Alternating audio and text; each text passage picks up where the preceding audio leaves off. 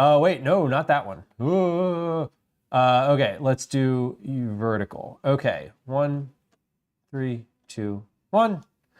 Okay, let's see if we are, in fact,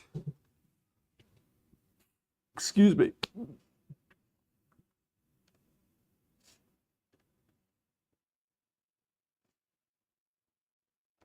Okay, that one looks good.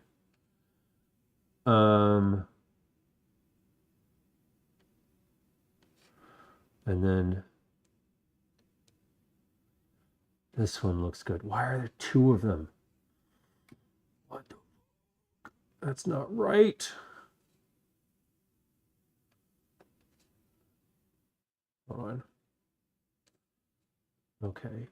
One of these should be in vertical. It is. Okay, cool. Sorry. I'm just I'm making sure this is live. Alrighty. Hello YouTube. We're live on you. I guess. I hope. Hey, if you're in the Twitch chat, there's a link to the YouTube. Please go subscribe on YouTube. Please. Please. I'll wait. Kathy, hello, welcome in. Happy Tuesday. Okay, here's what we're doing today. We have two things that are happening, two main things plus a third thing that happens regularly. One, we're working on a recipe. This is a, what are we calling this? We're calling this asparagus puff pastry recipe. I don't actually know what the title is going to be. This is a recipe that I'm working on. It is 80% done. I have all the ingredients right. I have most of my description and timing and steps ready, verbiaged out, written, or editing. See how that works? We're editing today. So I have most of this ready to go. We're going to test this recipe, and as I'm testing it, I'm going to be looking out for timing. I'm going to be looking out for visual and sensory indicators that I'm actually using to tell whether things are finished. And I'm also going to be checking the language that I'm using in here, seeing if I've missed any steps, if I need to phrase something better, if I need to add something, or if there's something unnecessary in here. So this is a weeknight style recipe. It goes in the oven.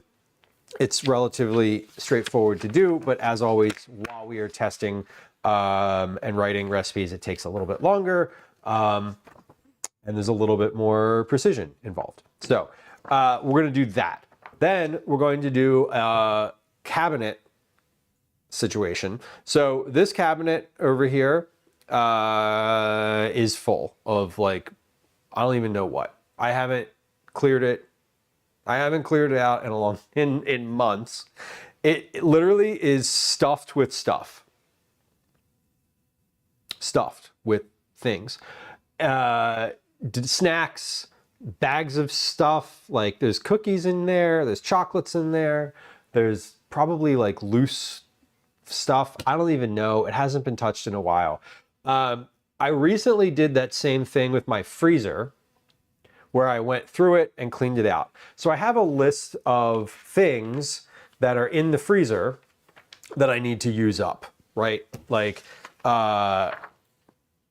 frozen meats, mainly. Bacon, I have pork sausage, we have cauliflower, turkey burgers, chicken breasts, flounder, pork sausage patties, we have shrimp, chicken thighs. I have a whole chicken, and then like a bunch of stock, because I made a bunch of stock. So we need to use all of that up. But before I go into that, I also want to do the same thing in the cabinet and make sure I know what's in there so that I can make some meals out of that. So what we're going to do is go through the cabinet and look at what's in there. Is there anything that's like really deeply expired that I can get rid of? Is there anything that I know that I'm not going to use that that's not expired that I could put in one of the pantries? There's a bunch of neighborhood pantries here in Philadelphia, just like literally on the street, like pantries and fridges that are good for, all sorts of things. And then once I'm finished that, we're going to see if there's any like easy combos here that I can do with a bare minimal amount of new ingredient purchasing. So we're going to try to make like 5 or 6 meals that I can pull together out of the cabinet and the freezer from things that I already have, and then things that I can make. Like if I'm doing a focaccia bread, for example, could I use some of the meat in here?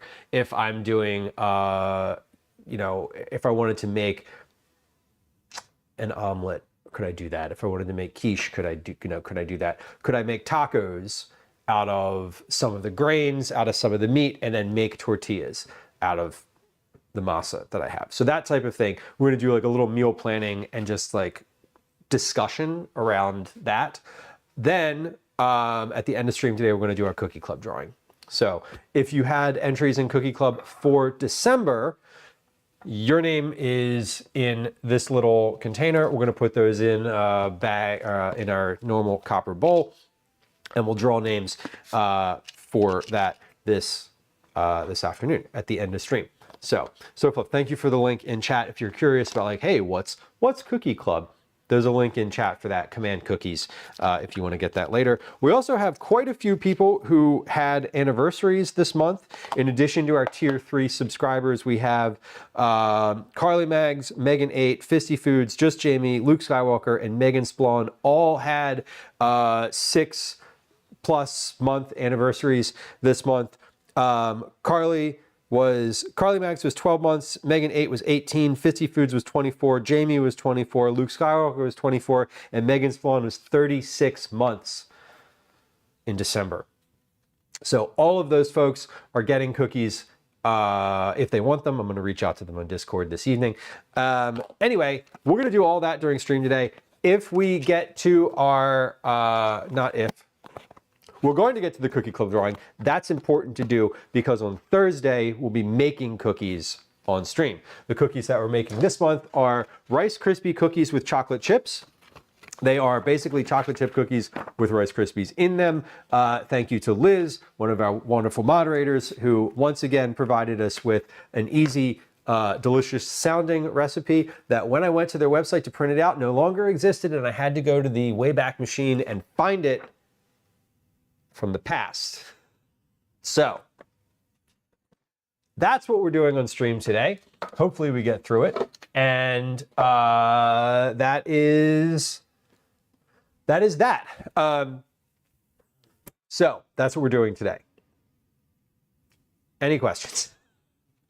Couple housekeeping notes. I keep mentioning Cookie Club. We're going to do the Cookie Club drawing at about 5:15 p.m. Eastern today. So I will say that again and again and again. That's note number 1. Note number 2, follows are silent. If you follow the channel, there's no sounds, there's no alerts, there's no box that pops up over here. If you subscribe, there is a little box that pops up. Please subscribe. Thank you. If you do subscribe or whatever, there's a box. But if you follow, there's no alerts. I won't say hi to you directly in... I won't ask you questions. Feel free to just lurk and enjoy that. And then I mentioned 5:15. That is because we have a hard stop today at 5:30. Which leads me into my last announcement, which is that we are going to be adjusting schedule.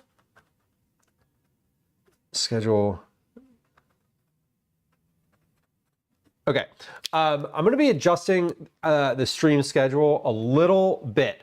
What does that mean? Well, what that means is that my personal schedule outside of this internet box has changed. So we now have karate on Tuesdays and Thursdays instead of Mondays and Wednesdays. and Gwen also works out of home on Tuesdays. So I am, if we stream, when we stream on Tuesday, there's always going to be a hard stop at 5:30 so that I can get to karate with Calvin, my son Calvin.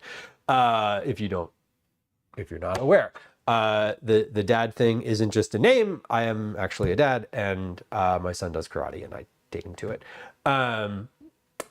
The other thing that we are, so basically Tuesdays and Thursdays where I've been streaming long form from like noon to 7 p.m. On Tuesdays, we're gonna have to end stream a little earlier. Thursdays, when I stream on Thursdays, will probably continue to be a like noon to 7 or 8 p.m. stream. So that'll continue to be a long form stream as it has been. But I'm going to experiment with whether or not I like doing like a Wednesday, Thursday situation where Wednesday and Thursday are both kind of long. Whether I want to do like an abbreviated Tuesday, long form Thursday, and then maybe like a little bit of something on Wednesday. This month, we're going to try a couple of those. So check the schedule. It's in Discord. It's on Twitch. It's on the calendar, Command Calendar. You can actually subscribe to a Google Calendar that I update all the time. It's the Google Calendar that is my actual calendar that I use to know whether or not when I am supposed to be live. So that Google Calendar link that's in chat right now, if you subscribe to that, that will be updated all the time. Like that is my literal personal calendar link that I look at to know when I'm streaming. So that's all the announcements I have. Thank you for bearing with me. I have now talked enough that I won't need to heat up that coffee again. Fun fact. Troy, welcome in. Troy, all we have talked about today so far, all we have done today so far is make a coffee, look at a couple cats. I ran upstairs to get the recipe off my printer, and that's it. I haven't done any cooking yet today. So I've literally just been like speaking for a fucking hour. Oh my God. Y'all, I'm so sorry. Sometimes I get caught up and then like I don't I forget to like do the thing that I'm doing on the internet. Sometimes it just turns into a just chatting stream, or sometimes it starts that way and it never ends. Anyway, I do need to test this recipe though. So if nothing else today, we have to do that. I'm gonna do that first, because if I try to do all the cabinet stuff, it's gonna end up being like 1600, 4 p.m. and I'm gonna be like, oh no, I didn't start the recipe and we still have the cookie club thing. So I'm gonna do the food first, and then we can like leave the food on the counter here so that while I'm doing the meal planning stuff, when people are like, hey, what are you cooking today? I can be like, these, they're done, look. And then, yeah, anyway. So we're gonna do that first. Yes.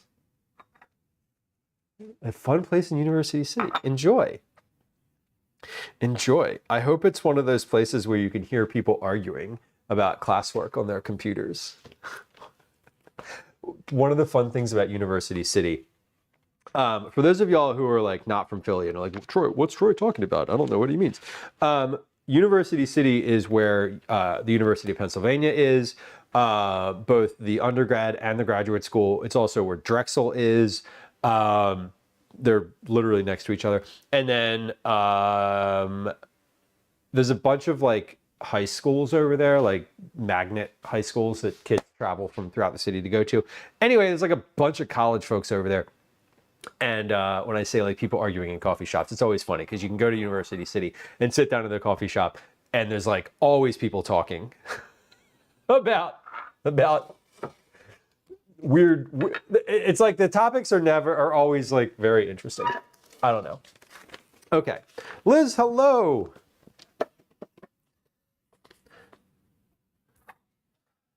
Hello. Claims to be Drexel. No arguing yet. Fair. Liz, are you open to hearing a compliment? I have one. I have one for you. If not, I will send you a message. Anyway, we're gonna get started on the We're gonna get started on this recipe, and I need to like prepare my notes, or prepare my what am I preparing? I need to like preheat the oven and do some like basic stuff to start. Liz, I listened. Okay, good. I listened to your chat with Shayna on the Sharp Balloons channel. Oh my God, I learned so much. And no, it was not a ramble. So I have listened. I don't know if y'all know this. I used to work in a field where I spoke to customers all day. Like people who are company owners, like chief officers of companies, right? And there's a level of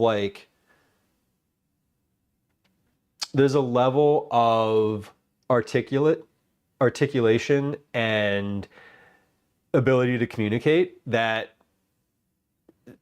some people have and some people don't. And you see it all the time. But Liz, I can tell, I have to believe that your customers love you. I was like, oh my God. I was like, this person is so like, just knows what they are talking about and like shares it so well.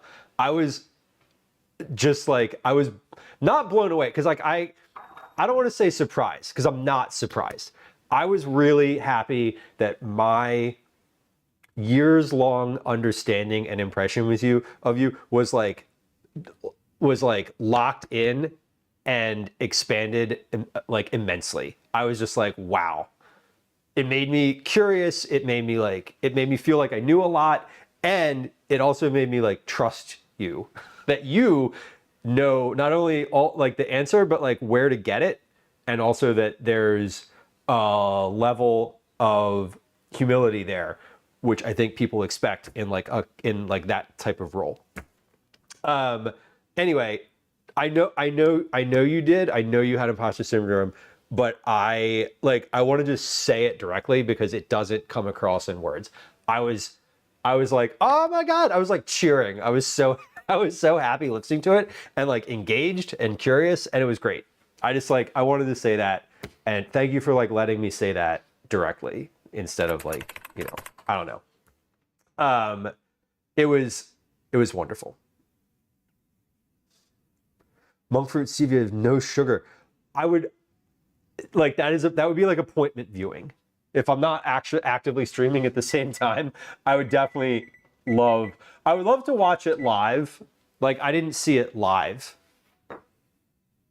because I literally watched it yesterday. It's been I put it on my to-do list. I was like, I want to watch this. Is this a new thing? Yes. Yes, it is. It is. We're trying to do some incentives on like, it was one of the things I took away from the sessions at TwitchCon. Oh no, sorry, Liz, that's not 13,000 messages for you. That's total with everyone. I could probably phrase that a little better. That's a lot of messages since November. Holy crap, though. Oh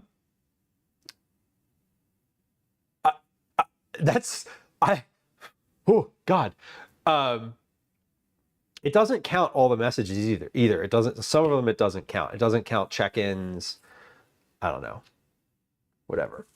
But yeah, if you chat, the more you put into chat, and that includes playing words on stream, the more you chat, the more, I think it does count emojis.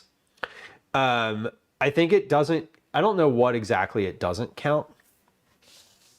Let me actually take a look, because now I'm curious. Counters, chat counter. Okay, so, okay, so it doesn't count bots. I think it actually does count commands. Yeah, it just doesn't count. Right now, it doesn't count bots. It counts anything else, though. I'm also trying, I'm working on, and I've been working on it in the background, but I've been working on something for folks who are lurking. The issue is that you can't, I don't know. I'm trying to figure out how to get it to do something similar with watch time for folks who are lurking without like having to have them type into chat. Because that defeats the purpose. I'm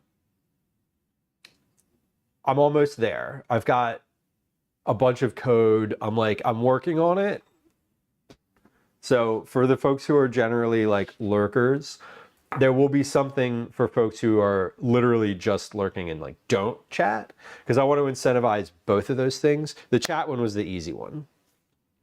I could set it to ignore messages that have that are a certain variety of certain types of messages, but I just kind of set it up and I was like, let's see how many people hit this mark in like what amount of time. And we've had a couple people hit it so far.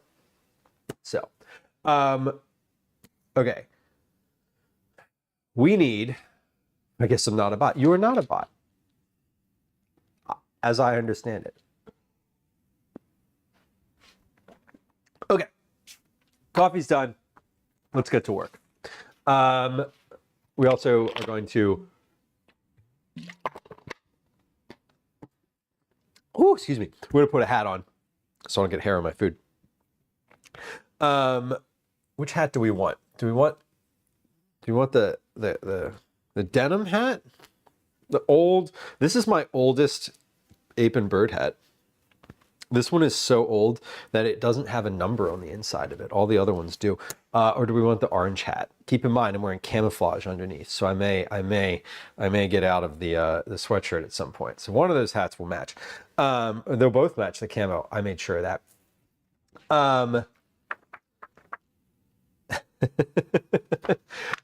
Caramel corn for the September incentives. Yes. Yeah. The September stuff.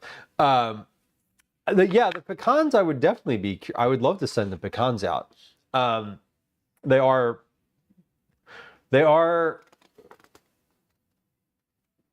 more expensive. I was trying to do the math. I was like, are they more expensive? If I make the caramel corn with honey, the pecans and the caramel corn are about the same cost. If I make the caramel corn with Caro or corn syrup, the caramel corn's way cheaper. You're right. The honey's expensive though. Although maple syrup and pecans are both like limitingly expensive if you're making a huge batch of them. Although, I make a huge batch for myself. I wouldn't mind sharing. Let's get our ingredients out here. Kosher salt and black pepper. So that's an easy one. We have kosher salt. I have my pre-ground black pepper, so I actually don't need that, and olive oil. So these are ready to go.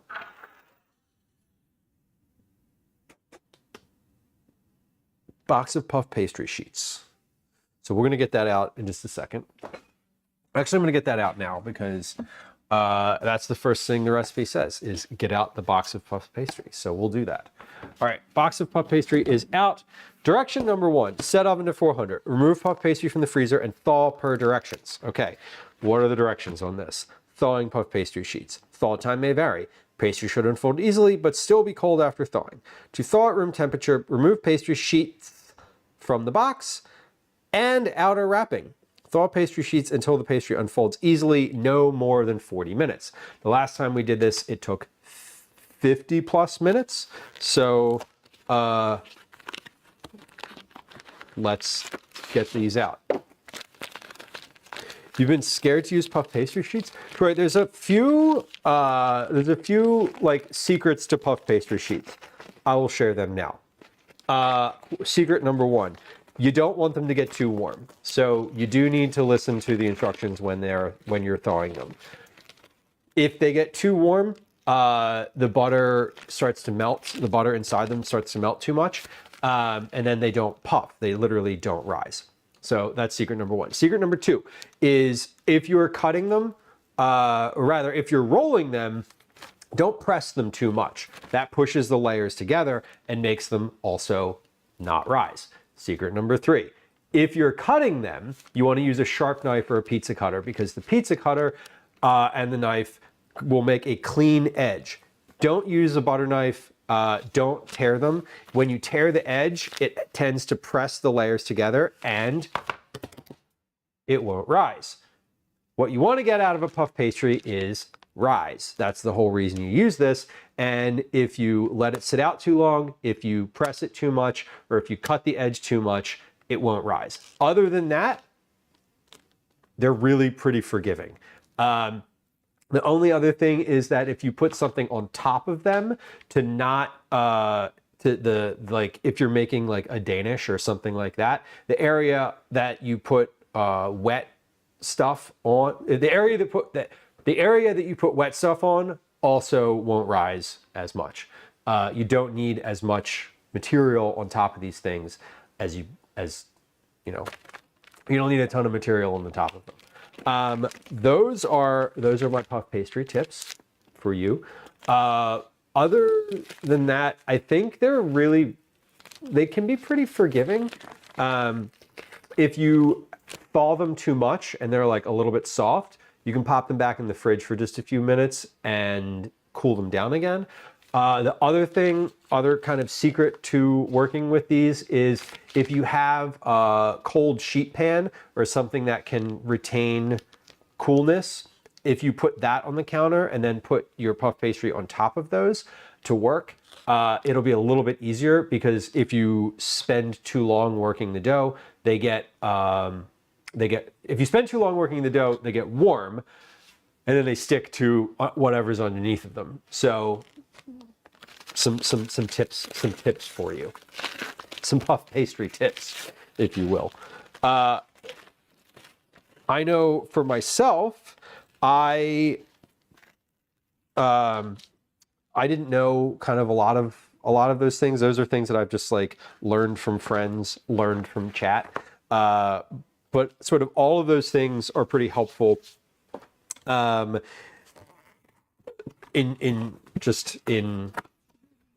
In total, or pick one or two the next time you're using puff pastry, and hopefully it works.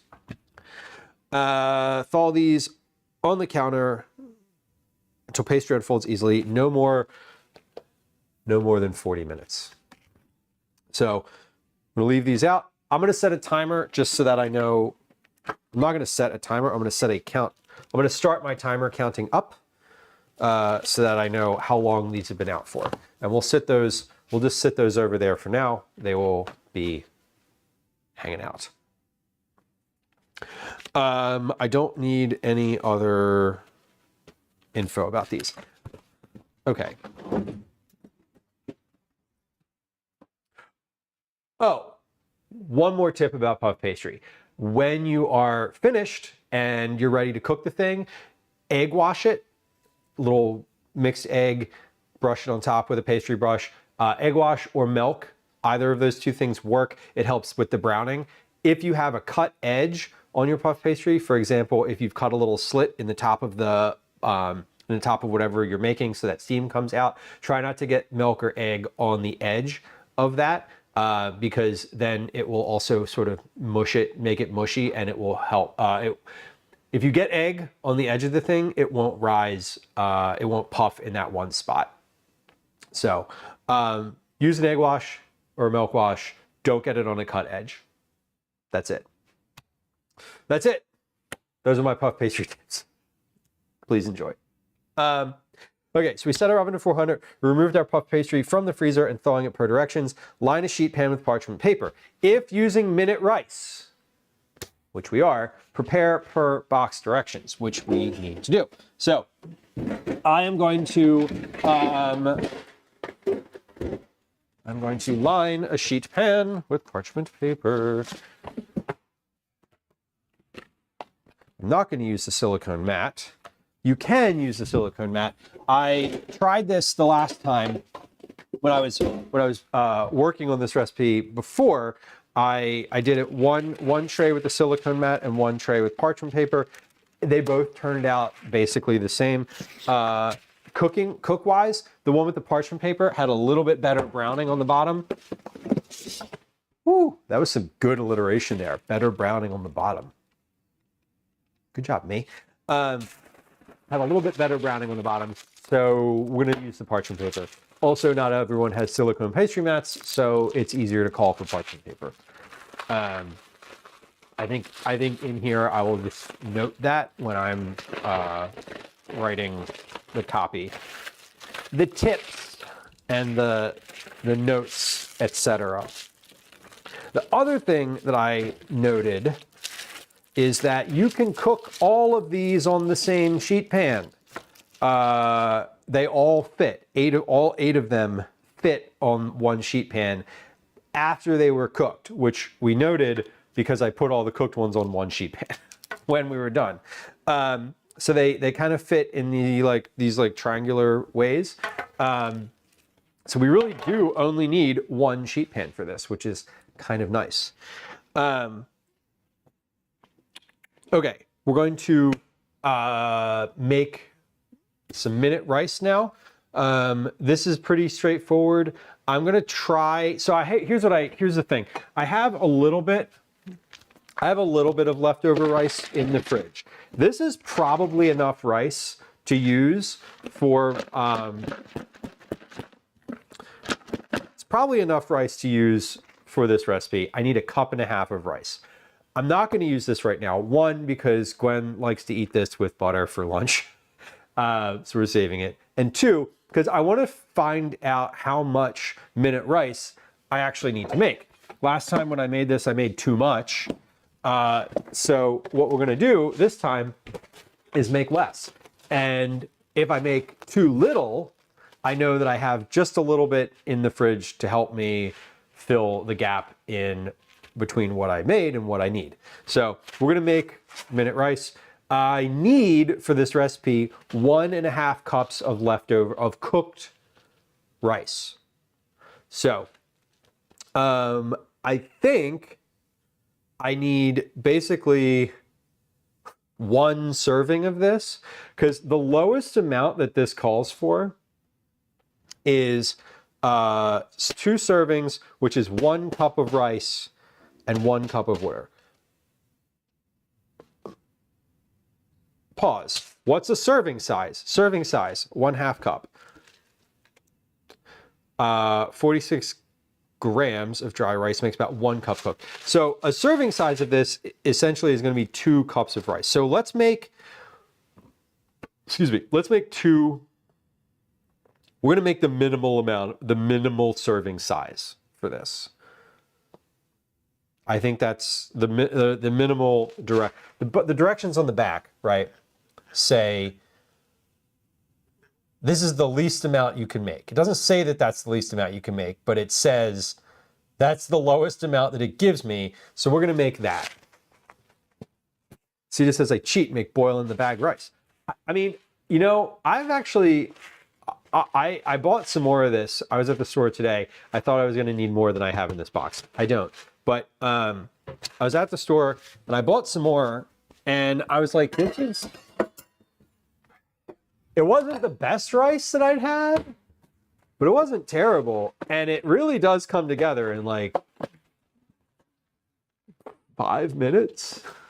So I don't think it's cheating. I know you used the word cheat.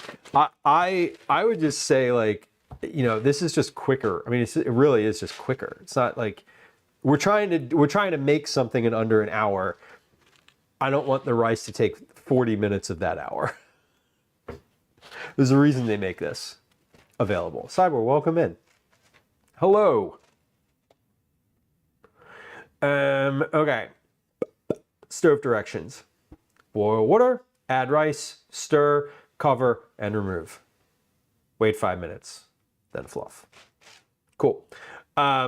Last time I needed to cook this for a little bit longer. I did the 2 cups, and I did the 2 and 2. 2 cups of rice, 2 cups of water. Today, we'll see how it goes. We're gonna do a cup of water, and then this should boil basically in like a minute, right? If I'm cooking with it, I use the fast rice. Yeah, if I was making a dish where rice was visible and more of a main part of it, I agree. I feel similarly. Generally speaking, I'd probably prefer to like just make rice because it's not difficult to do. It really isn't difficult.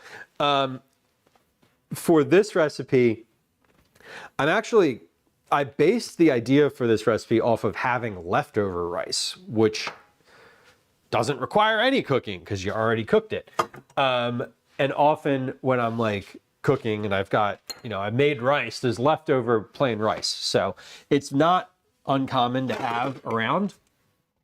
The reason that I'm using minute rice in this recipe is the folks who I'm doing this for were like, hey, what if you don't have leftover rice? Can you still make this quickly?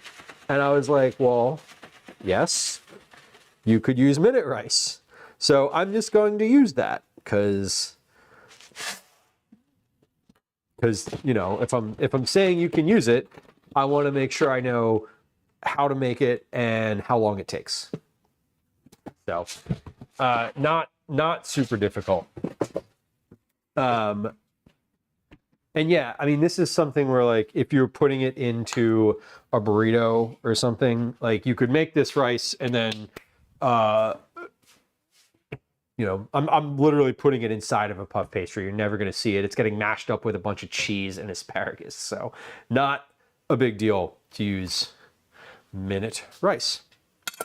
Now, the directions on the rice box don't call for any type of salt. They do say that you can add salt and add butter to it if you want to like boost the seasoning, but I am not going to do that because it's not in the directions on the box. So I don't want to, again, when I'm cooking rice and I'm cooking it for myself, I would generally be adding a little bit of butter, a little bit of like salt or something to the water that I'm cooking it in, but we're not because we're doing this for a recipe. So asparagus in January, they had it at the store.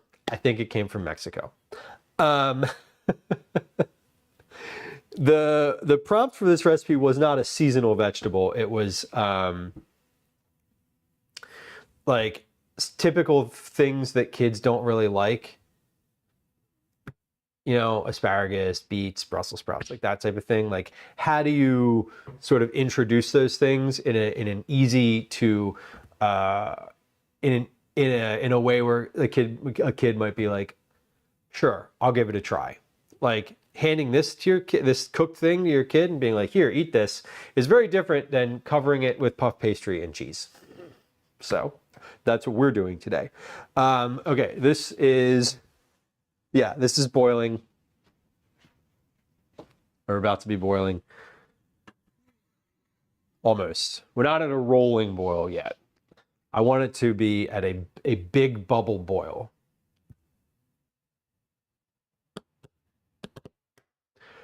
Which should take about another 15 to 20 seconds. We're at a small bubble boil. We need a big bubble boil. That was the second B alliteration thing that we've done today. We're on it. We're on it. Okay, this is at a big bubble boil. We're gonna put our minute rice in.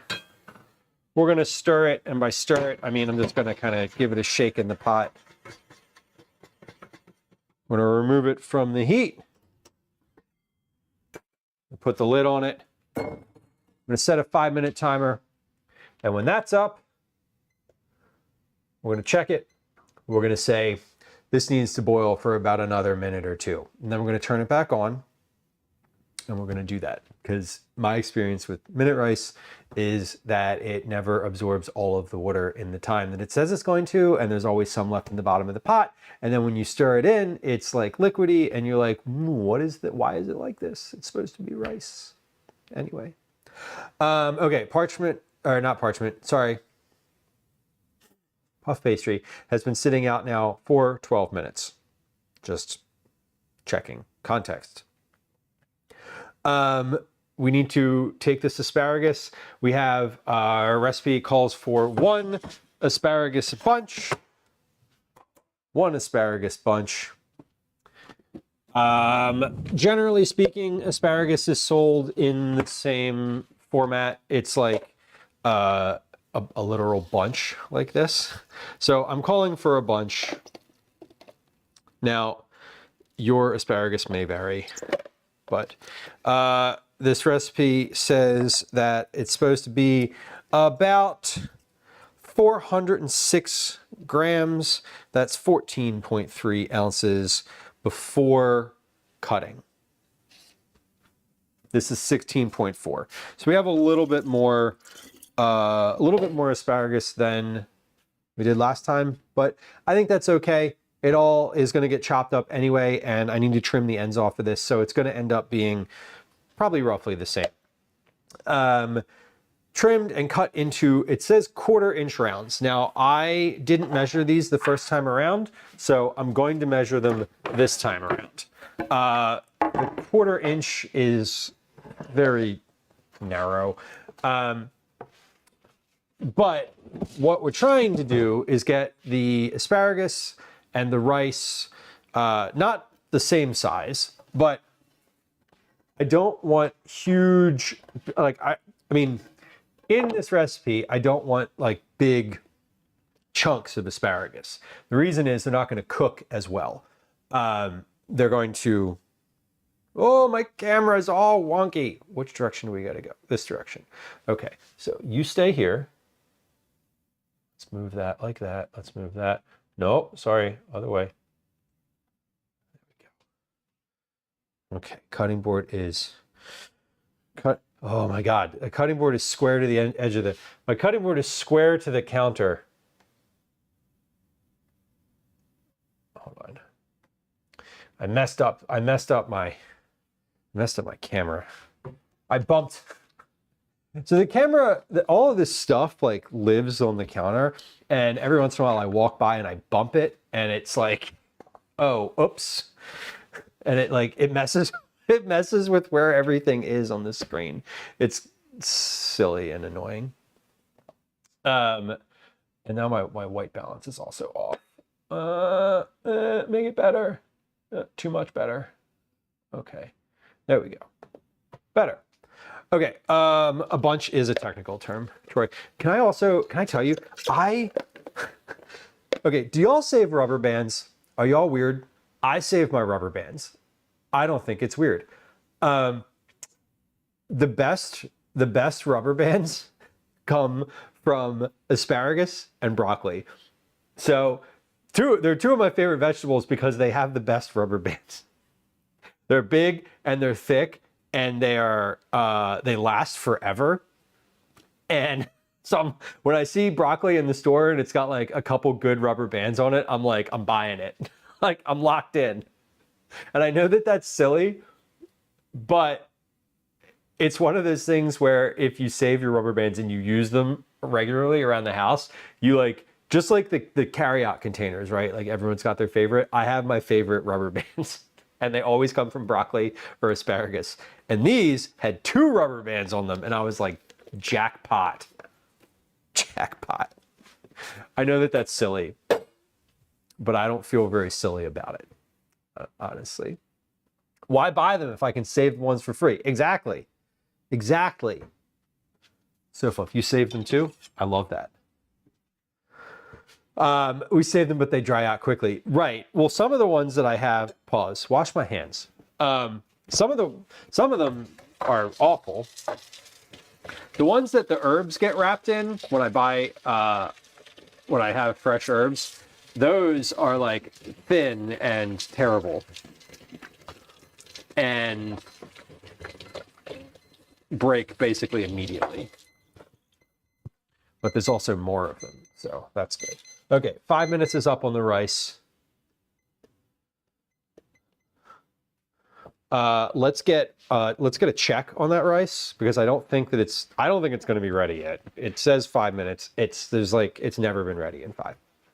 So, Feral Terminator, welcome in. What are we talking about? Rubber bands. We're talking about these. Yo, look at these. Look at these rubber bands. Yes, produce of Mexico. Look at these. These are great. This is what I'm talking about. We got the quality rubber bands on the asparagus. Oh my God, and I got 2 of them. Can you imagine?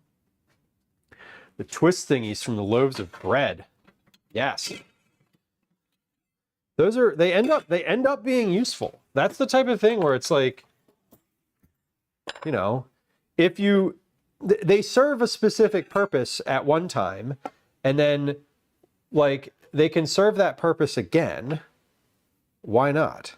Yeah, okay. So this is definitely still watery. So we're going to put this back on the stove. I'm going to heat this for I'm going to put this on heat for like a minute, and that's it. And we're just going to let it stay after that. So I'm going to put this back on. Fudge Darling, hello. Welcome in. A Cookie Club entry. I see it. That's 180 check-ins. Excellent. Excellent. All right, so we're going to trim. Basically, I'm just going to trim the ends off of these. These have been sitting in water. I don't know. Some of these have a little bit more white on the ends than others, but we're going to take like a half inch to an inch off the bottom of each of these. I just did that all at once. So, and those are going to go into the compost bin.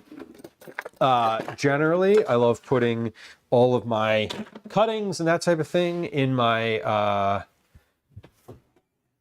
my bag of stock for the freezer, but not asparagus.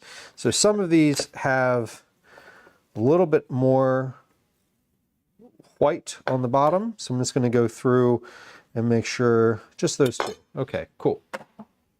So we're going to trim these now. I'm going to do two different rounds of these. Last time I thought I was finished, and then I wasn't.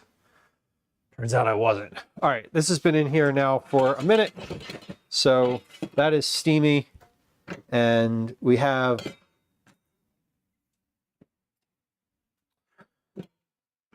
that ready to go here. This is, like I said, this should be good now. We can tip it up, and there's no water in the bottom. So this is good. We're ready to go here. This made, I don't know how much rice this is, volume-wise. It's somewhere between 1 and 2 cups, which is exactly what we need. Recipe calls for 1.5 cups, so I think this is good. I'm happy with where that came out to. So I'm going to put this just back on the stove. I'm going to pop the lid back on. It doesn't need to rest, or, you know, it's just going to be ready when we're ready for it.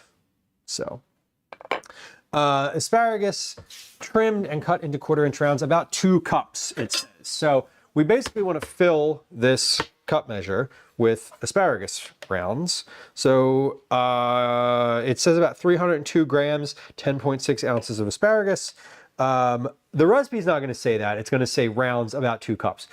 For my own purposes in measuring and getting this to be similar to, for consistency, I'm measuring the weight of these. So I'm going to cut these. So I'm going to trim these, and then we're going to take a few of them and measure them, just a few different ones, and get basically an average of how thick these are, because they're not all exactly the same, because I'm not doing them on a mandolin, and you know, and they're all just slightly different. So that's okay. We're gonna take a couple of these. We'll just take a few, put them over here. I'm gonna chop all of them, and then we'll measure. Oh, they smell good though. I just bought these.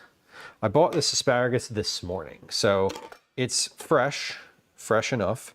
I should also cut, you know, I'm not going to cut the tips off of this, because this is a thing where I am putting all of these into a puff pastry. They don't need to be visually stunning. And so I don't really need the tips. Often when I'm doing anything with asparagus, I'll cut the tips off separately so that they stay tip looking, I think it's a technical term, so that they stay sort of nice looking in the dish. In this scenario, I'm not doing that because I don't really care. Because they're all getting together in the same pan. I'm sauteing them all at the same time, and then we're putting them with rice and cheese inside of a puff pastry. There is no visual of the asparagus here, so the tip consistency is not important. Okay, and I keep trying to put too much in this glass at once, so that's about a cup and a third, cup and a quarter, call it, which is good.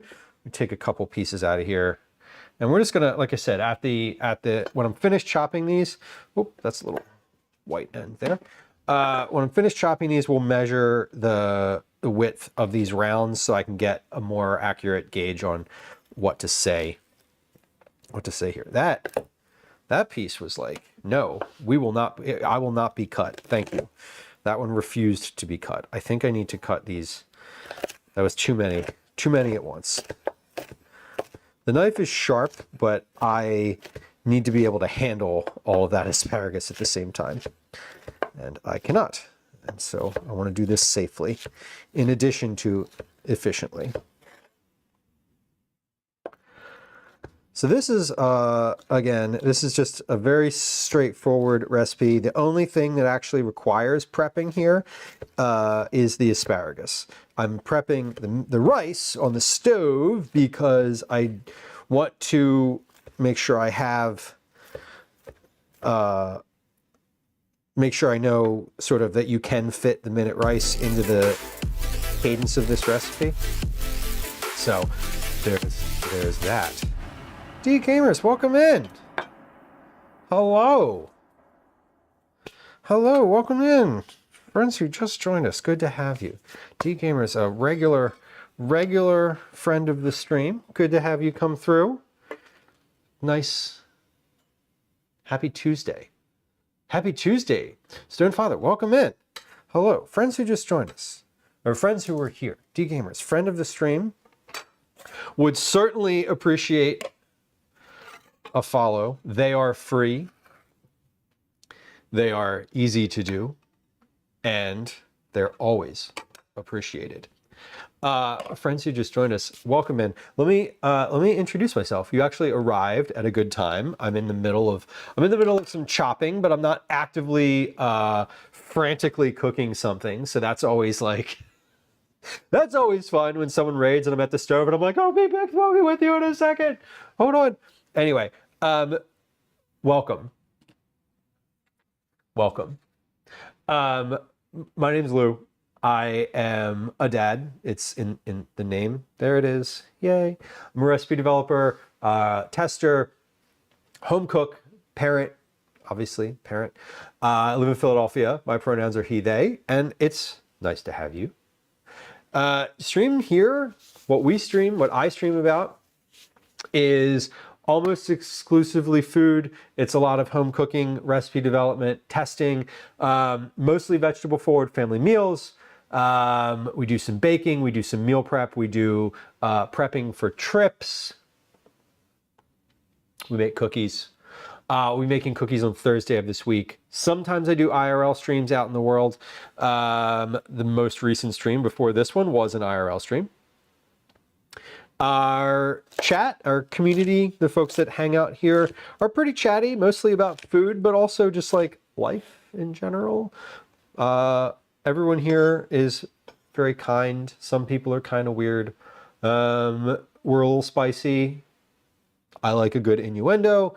I don't get jokes, so if you're making a joke, please feel free to use the joke emote. And it's a safe space to lurk. So if you're a lurker like me and you just came through, please feel free to hit the follow button. I won't say hi to you. I won't call you out in chat and ask you a bunch of questions unless you say hi first. So welcome in, and I appreciate you raiding. Also, D-Gamers, good to see you. I have a feeling I made this last year. You got jokes. I think that was a joke. See, like I said, that might be a joke, and it might not be a joke, but I took it as a joke because the last time I made this was in 2025, and it was last year, technically. Okay, so this is about just a little bit more than 2 cups, but if I tap this down, watch how this goes. We're gonna...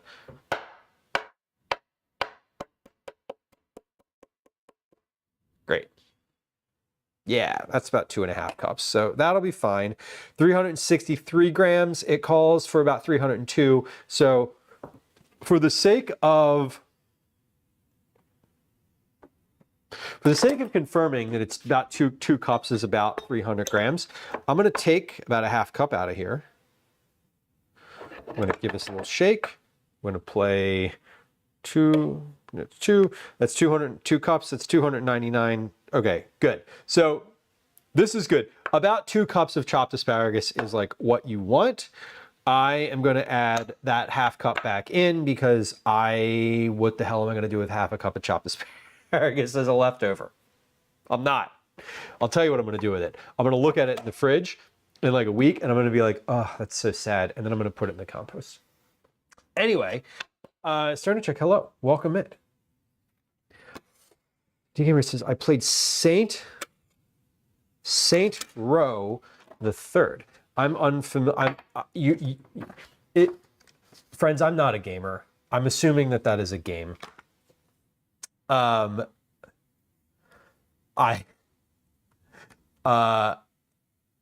assuming that's a game.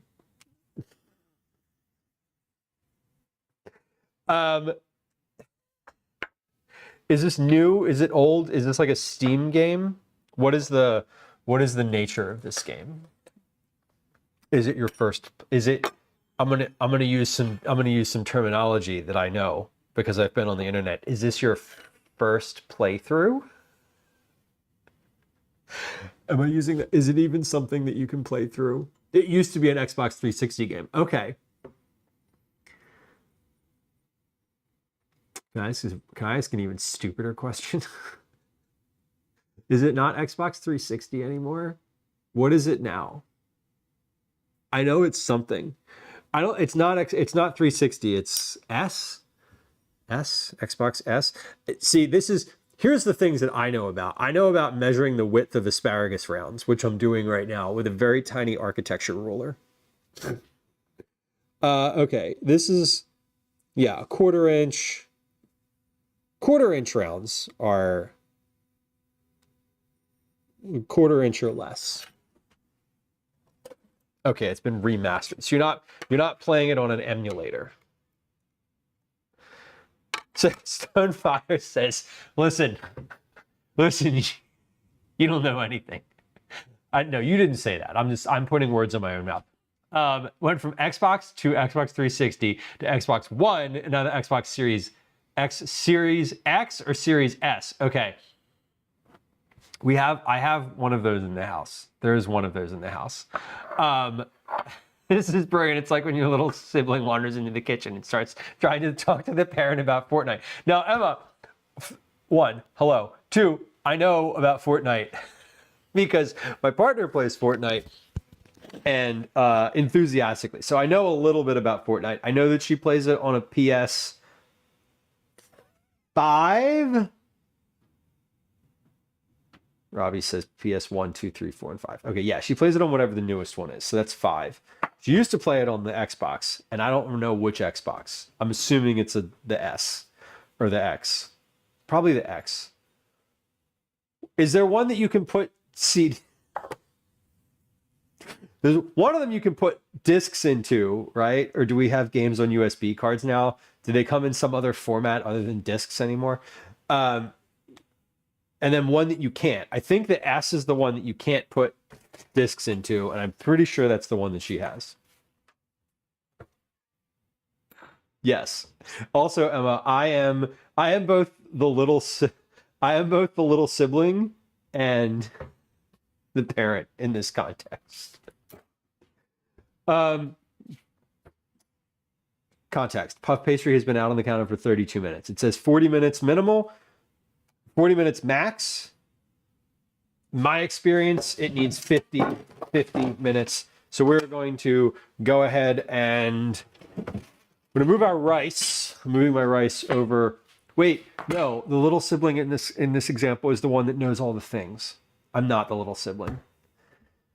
Trying to help you. I appreciate it because I need it sometimes. When it gets to video game conversation, I don't know very much. But I'm not shy about saying that I don't know very much. Listen, I didn't know that I would enjoy Twitch until my partner was like, hey, you should live stream from the kitchen and like talk to people on the internet while you're cooking. Because I don't want to talk to you while you're cooking. I want to go play Xbox. And I was like, okay, wait, there's people cooking online? And here we are, 3.5 years later. The newest is a handheld. What?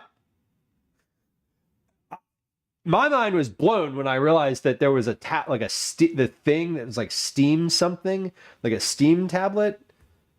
And I was like, you mean there's like a PlayStation that you put in your hand? They're like, it's not a PlayStation. I'm like, what is it then? What are we talking about? S means no disk drive. X has the old-fashioned disk drive. Good. Can I play my old DVDs on the Xbox X?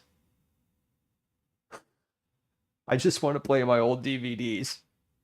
I don't want to play any video games. I think Xbox would be a bad. I don't think you should buy an Xbox just to play DVDs. That seems like a weird investment and an unnecessary waste of money.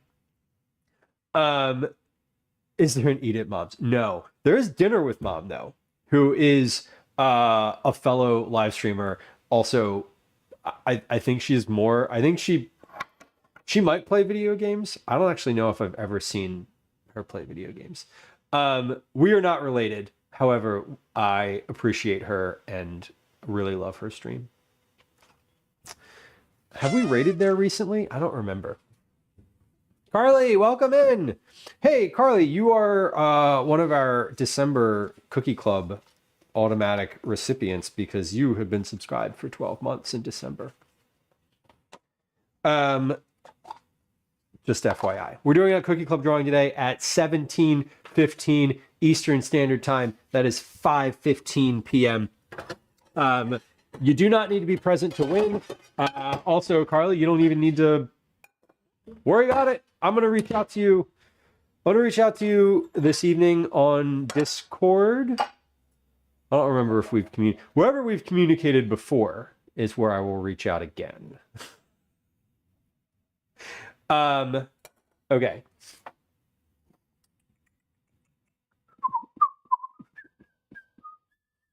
Into a lidded 10-inch stainless steel pan. Lidded, right. Oh, I forgot. We're doing the lid this time. We're doing lid. last time I cooked this without a lid and it took forever. It took a long time. Into a lidded 10-inch stainless steel pan. That's one of these. Or cast iron pan set to medium. Pan. Medium. Medium on this stove is 4.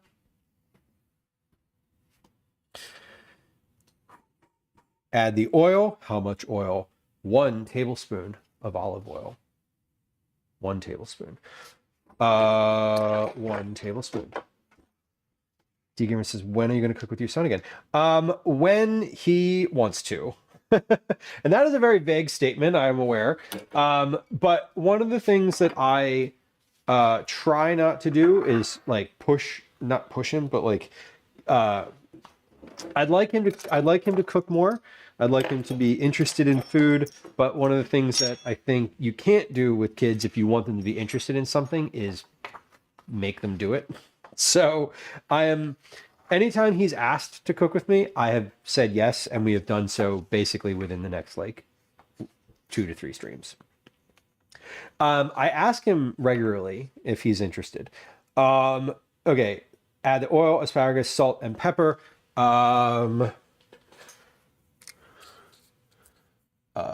I want to set to medium, combine, or no, I don't want that. Okay, I need to like say that I need to stir this somehow. Okay, come on over to the stove. Please work, stove camera. This stove camera is probably not going to work. Probably not going to work. We're going to try it like this first. And then when it doesn't work, oh, holy shit. Sorry. Oh my God. It worked. That's wild. Also, the white balance is weird. There we go. That's better. Add the oil, asparagus, salt, and pepper. Then we cook. Okay, so we're adding the oil. We've added the oil. Hold on, since that camera works, let's actually come over here and do it like this. We're gonna do it like this. Okay, we're adding the oil, asparagus,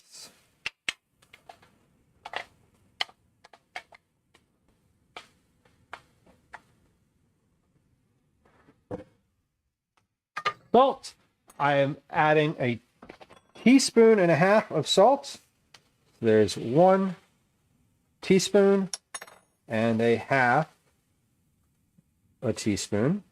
I'm adding a teaspoon of ground black pepper.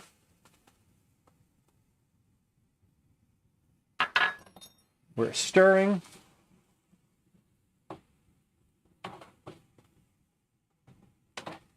And stirring and covering. So I'm going to cover this. I'm going to set a timer for, I'm going to set a count up timer today.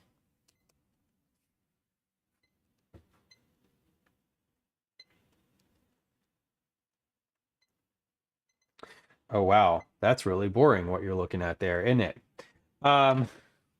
Okay, let's move back over here. I'm going to set a count up timer. Cook covered for blank minutes. I'm not sure how long this is going to take to cook today because last time it took about 10 minutes or so. Checks notes. Checks previous notes.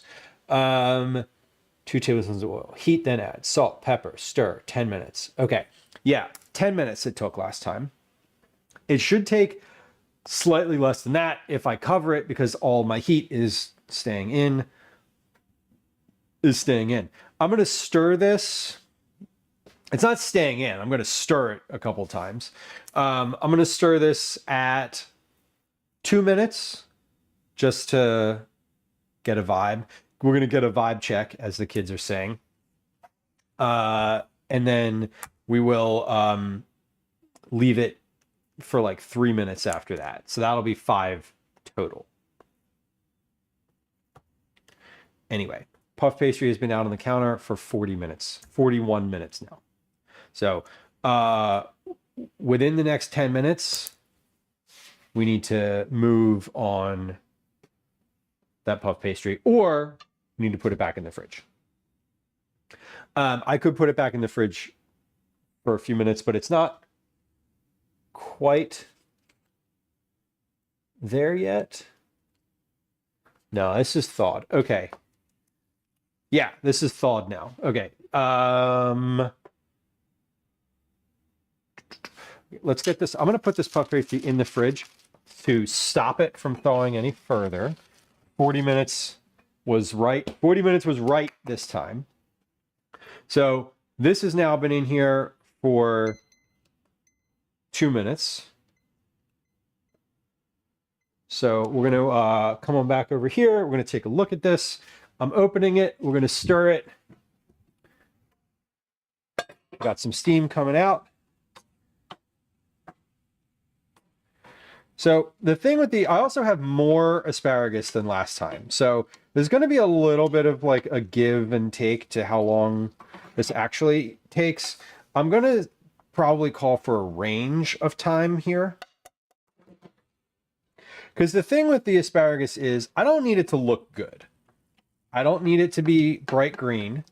I don't need it to be seared or have like visible browning or any of that sort of thing that some people get, not some people, that some recipes call for when you're cooking vegetables, because it's going inside of a puff pastry pocket. There's no like actual need for a good, strong, like green visual here. In fact, part of the goal with this is to get, to make it, make asparagus like a more accessible vegetable, sort of like an intro dish to asparagus. If you've got a kid who's maybe picky, not an intro dish to like how good asparagus can be per se, but an intro dish to like just eating it at all. Right?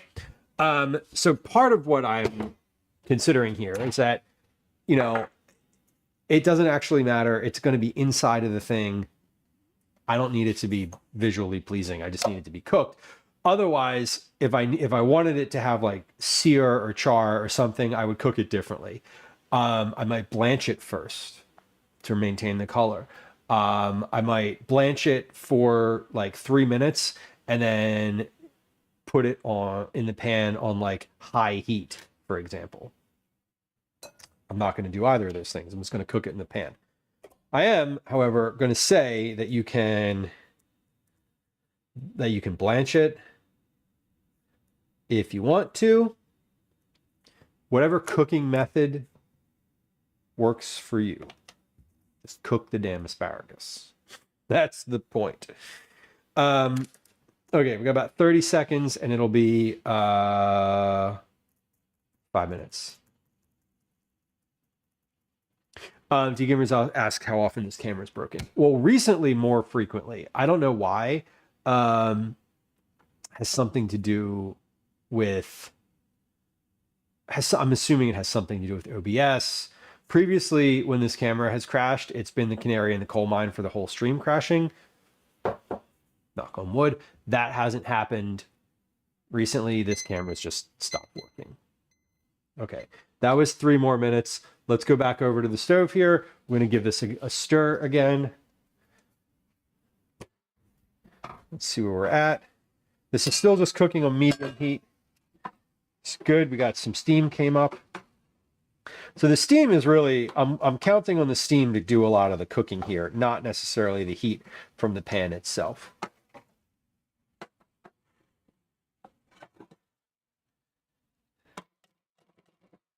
Hell yeah. Unclaimed money. That sounds great. Good luck. I hope that does work out. I would certainly try it and be like, yo. So about that money.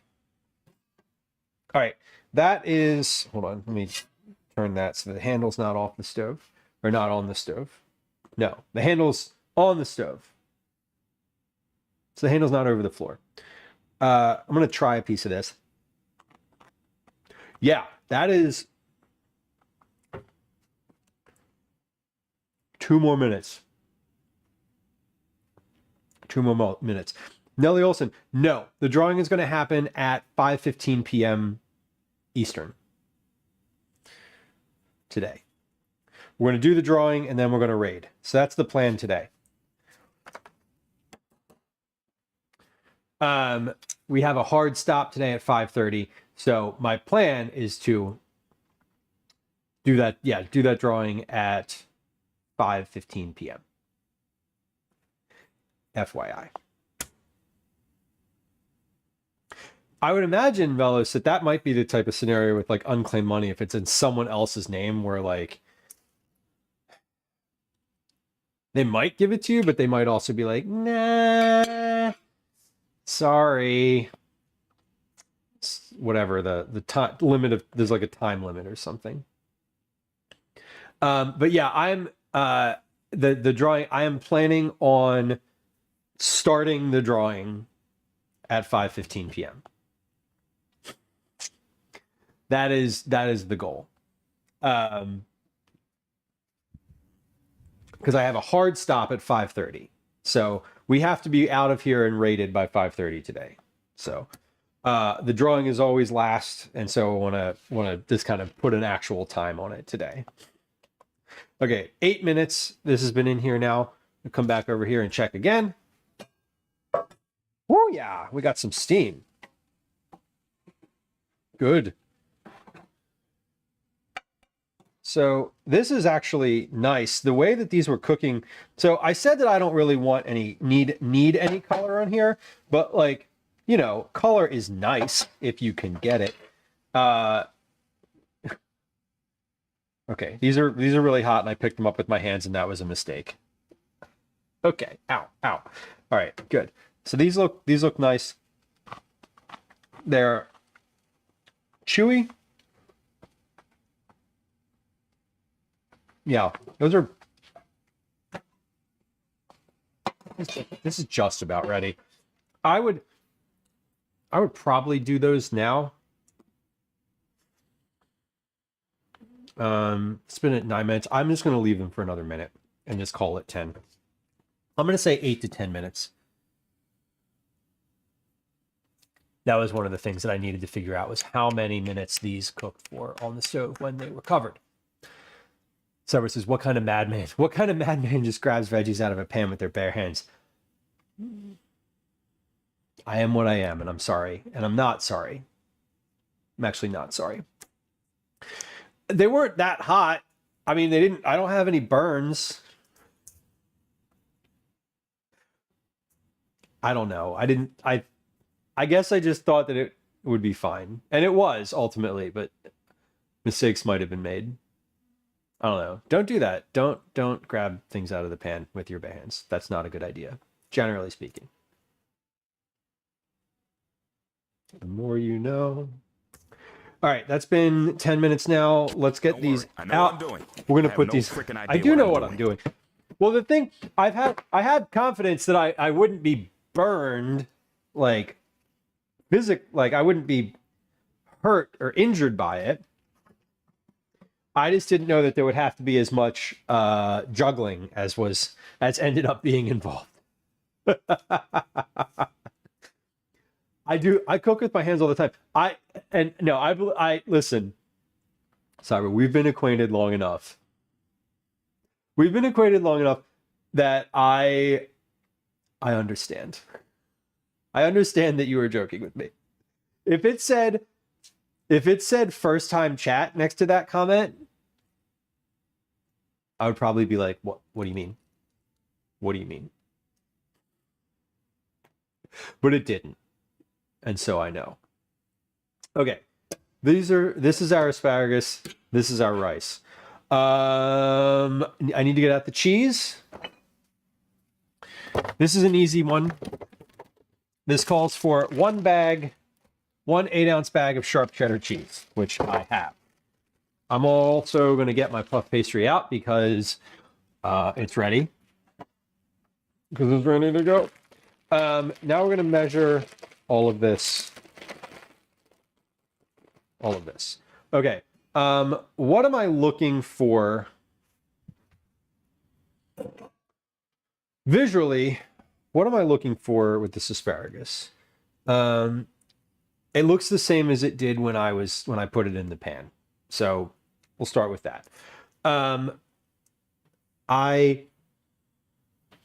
mean, it's fragrant, but fragrant is a thing that's like a weird direction on how to say. It's soft. It's softer. Softened. But not mushy or falling apart.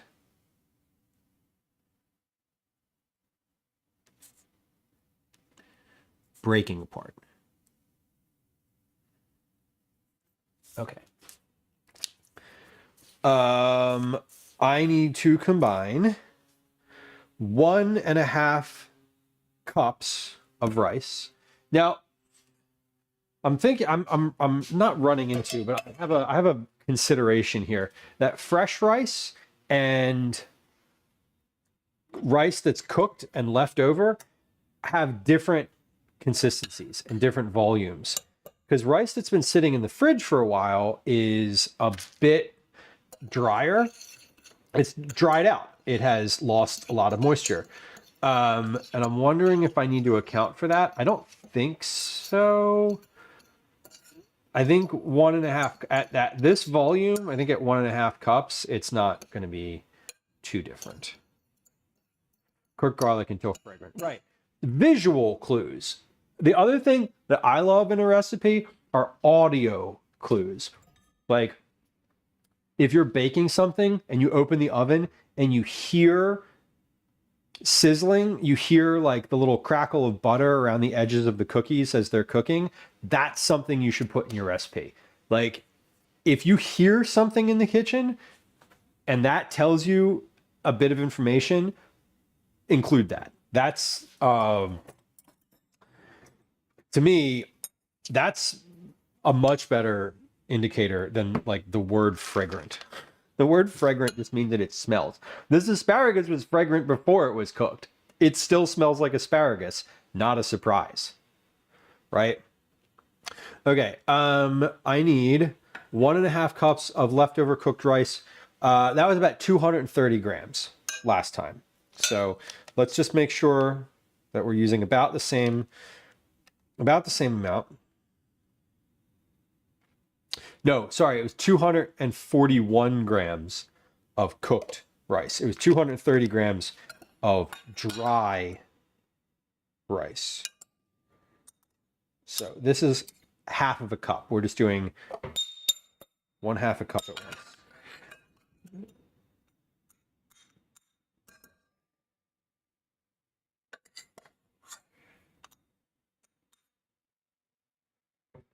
Okay, that's 219 grams, which is about right. I just put in like a little scoop because some of these weren't completely full, I guess, to my own sort of standard. My own standard. To the standard of the top, the filling the measuring cup entirely. What do you mean, Lou? Your own standard? Like I have some unique standard beyond 1/2 a cup. I don't have any standards. No, that's not what I wanted to say. That's not what I meant. It is what I said, but it's not what I meant. Like that. I don't have any measuring. Okay, stop talking. There's a little bit of leftover rice here. There's like, I did the 2 cup or the 1 cup of rice, 1 cup of water. That's what's left over in the end here.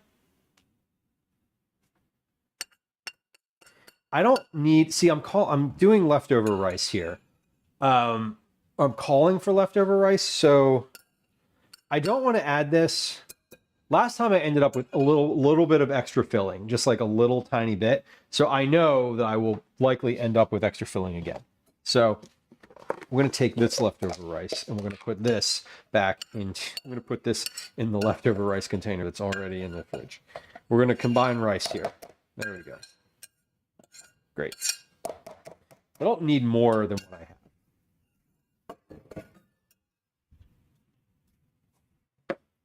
All right.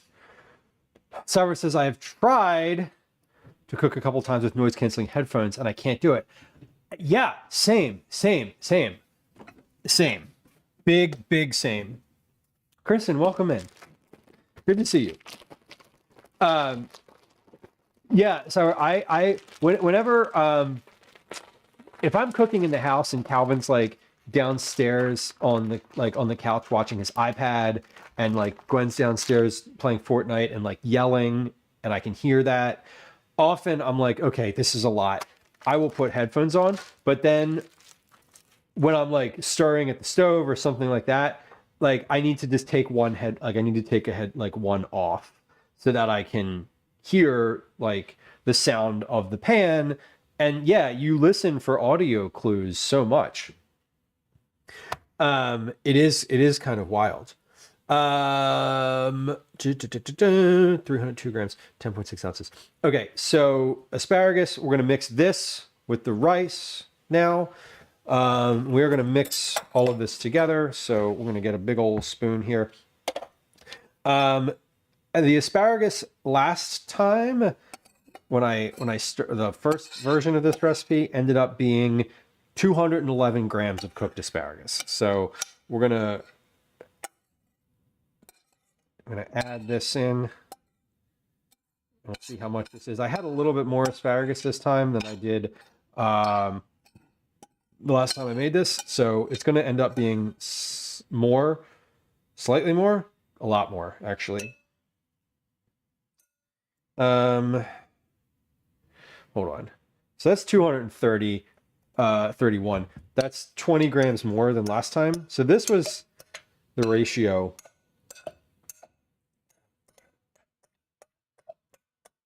Last time I made this, the ratio was also more tilted toward rice, which was fine. I'm kind of inclined to add a little bit more here this time and just see. I'm going to add, let me see, what I was at, 211. We're going to add, okay. That was 300 grams. All right, so I have a little bit of leftover cooked asparagus in this pan, just like a very tiny bit.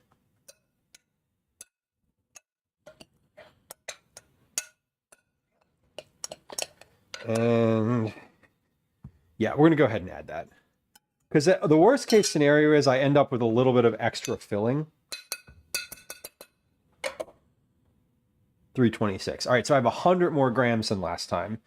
So I'm going to end up with more extra filling, but that's kind of okay. I'd rather have a little bit of this leftover filling because this is something I will just eat literally with a spoon.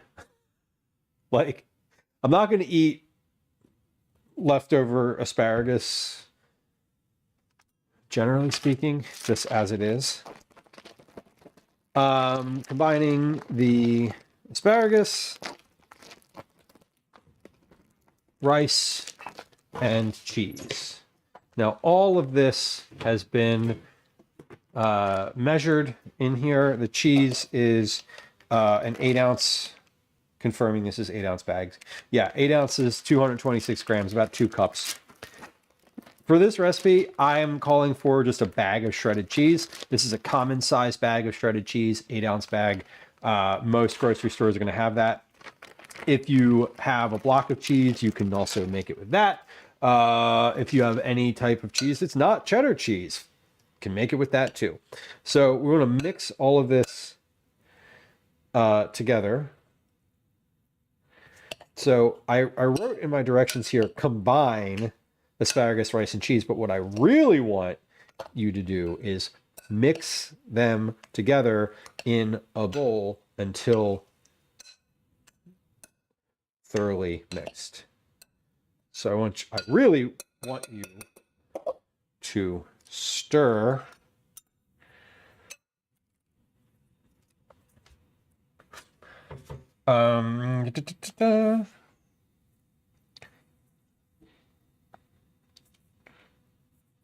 in a bowl Stir together, blah, blah, blah, blah, blah. All those ingredients. Great. Tatsu, welcome in. Hello. Cheese dip. We're not making cheese dip today, although an asparagus cheese dip would be pretty good. I would definitely eat that. We are making a asparagus puff pastry today. So this is a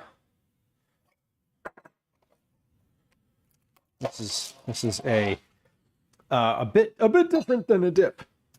A spinach pie. Love spinach pie. I would also eat that.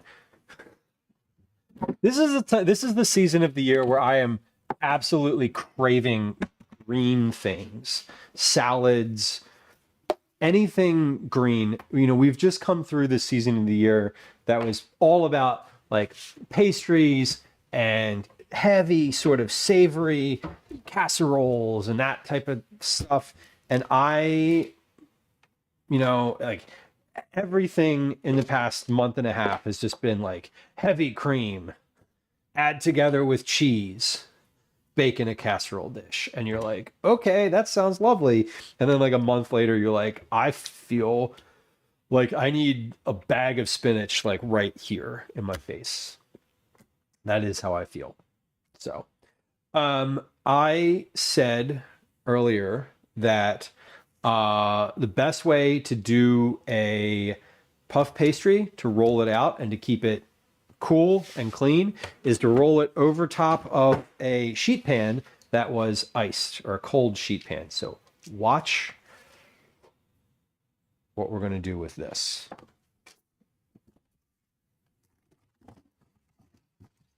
This is a bit extra. You don't need to do this. But last time, a friend of the stream said that this would be a good idea to do. And we're going to do it. See how it goes. Anytime I travel. I love these ice packs. They're the best. Okay. So this should be nice. Yeah. Okay. Here's what we're going to do. Now this might not work and I might get frustrated with it and I might just be like, forget it, we're not doing this, but we'll see. Okay. Oh yeah, this is cold. On a lightly floured surface, on a clean, lightly floured surface or pastry mat, roll the puff pastry into an 11 by 11 inch square. Roll puff pastries, plural, into 11 by 11 inch squares. So I'm going to do that. Lightly floured.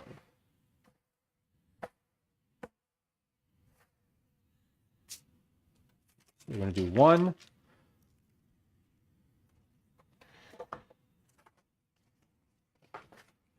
These are ready to go. Okay, so let's do one here. We're at, let's see, at about the 1 inch line. And so we need to get to about the 12-inch line. This is an easy, you really only need to roll this like once or twice.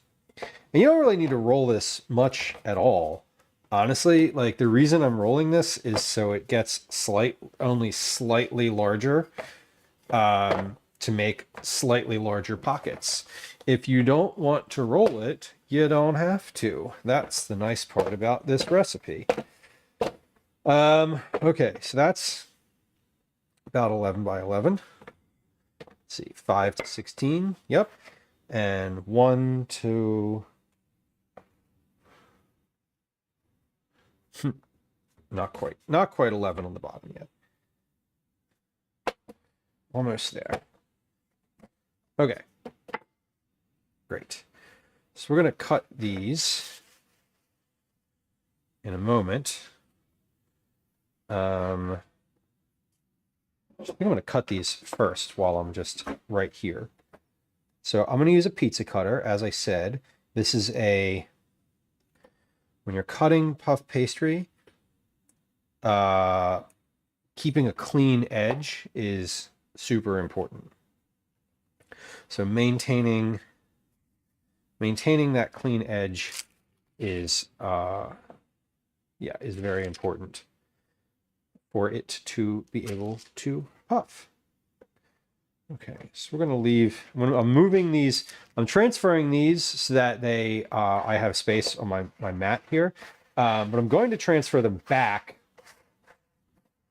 while I'm shaping and filling these so that they stay cool on this mat, because this has got ice sheets under it, ice packs under it now, which is great for puff pastry. Since we don't have the same capacity of like rolling out ice cream, we're using what we have. What's the hell's the name of that place? Cold Stone Creamery. This is not a Cold Stone Creamery. We don't have an ice counter, unfortunately. So if I had an ice counter, you better believe we'd be making rolled ice cream a lot more often. All right, 4-inch mark here. We're just going to roll this out to about 15. There we go. Okay. Now that is about an 11 by 11 inch square. We got 5 to 16, great, and 1 to 12, perfect. Okay, so we're going to cut this one now into 4 pieces.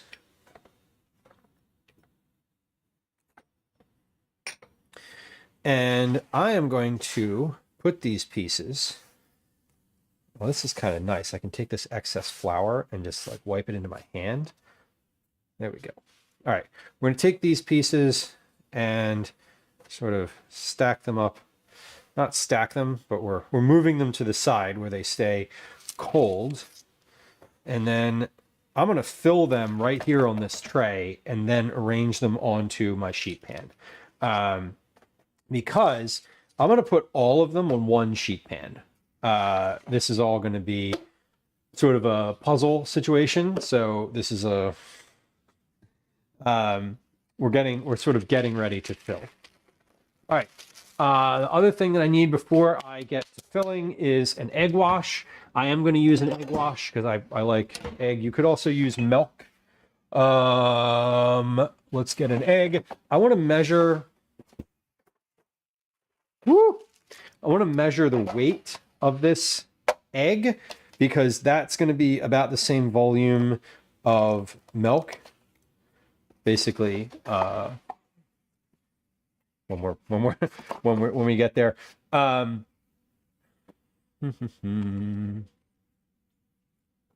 Okay.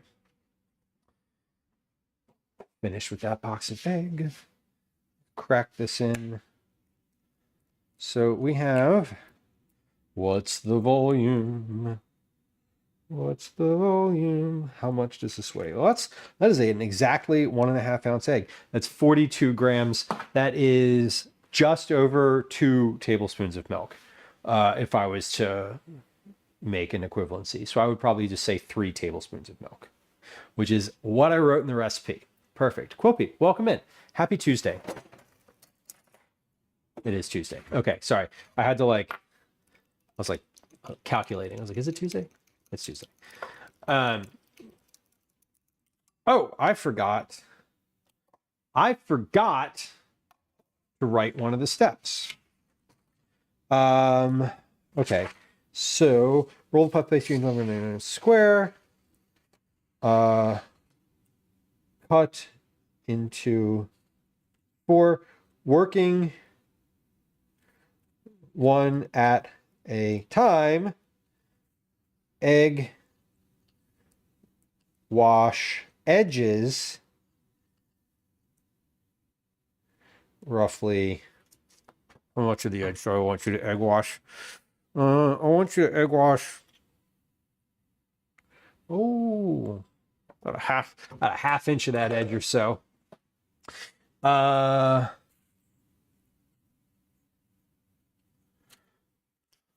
Okay, so it's important in this recipe that you work one at a time, because otherwise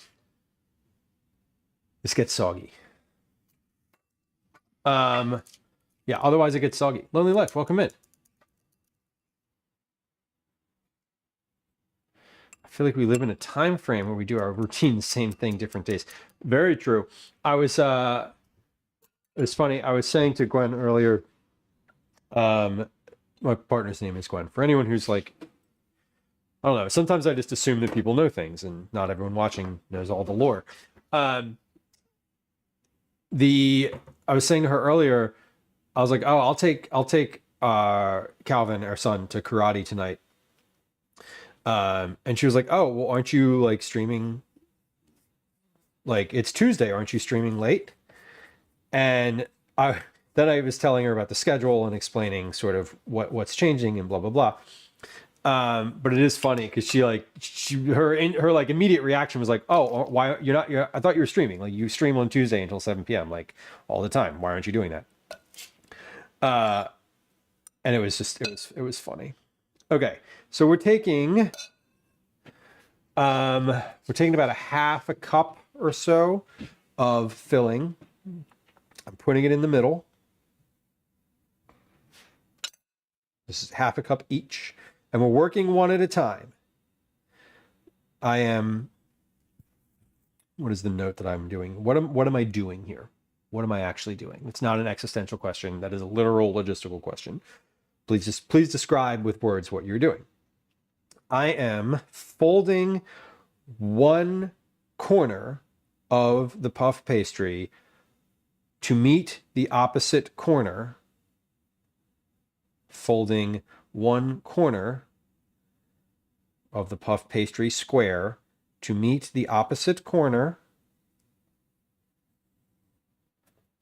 and then I am pressing the edges together to seal in the filling. Okay, that is probably the shortest way I could say that. To form a triangle, yes. So I'm folding one corner of the puff pastry square to meet the other corner, comma, forming a triangle. That's what I want to say. Got it. Okay. We're gonna egg wash these later, and we're gonna cut a slit in the top of these later, but I'm forming them all at once. So now we're gonna put these on a tray. I'm gonna place these on a tray. And I know I can get all 8 of these on one tray. So I did say in my directions here, working one at a time. So I'm doing that. I also want to say that you need to keep in all of the filling. Don't they explode? Tatsu, no, they actually don't explode. Our next step is going to be to cut a slit on the top of these so that when they're baking, any steam that builds up inside has an escape. If you don't do that, then yes, they do explode. I actually found that these don't, or at least they didn't in the last test that I did, because they are already cooked. All the filling in here is already cooked, and most of it has steamed already. So there's that. Mysterious on YouTube, welcome in. This is interesting. I'm glad you find it so. This is generally what this stream is all about, is cooking and cooking. Occasionally, like today, we're working on the logistics of a recipe. Other times, I'm literally just cooking. Thursday this week, we'll be working on, we'll be making cookies from a recipe, not working on a recipe, just working from a recipe. Today, I am working on writing a recipe, so that is a bit of a different process. Only Life, you have an 8-month-old kitty. I love it. We have 8-month-old kitties together. Mine are also 8 months old. April.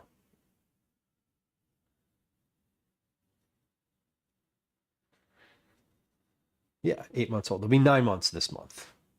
So this one had a little bit of a tear in it, so I'm pressing it together.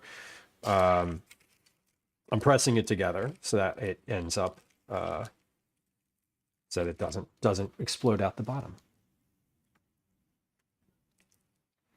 Got mine when she was 7 months old. That's super cute.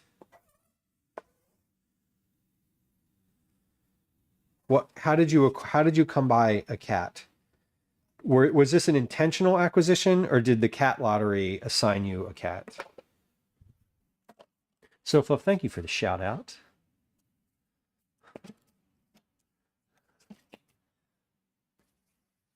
Friend of the stream, Quilpy, fellow streamer. I understand that Quilpy is going to do, perhaps at some point soon, a cooking stream.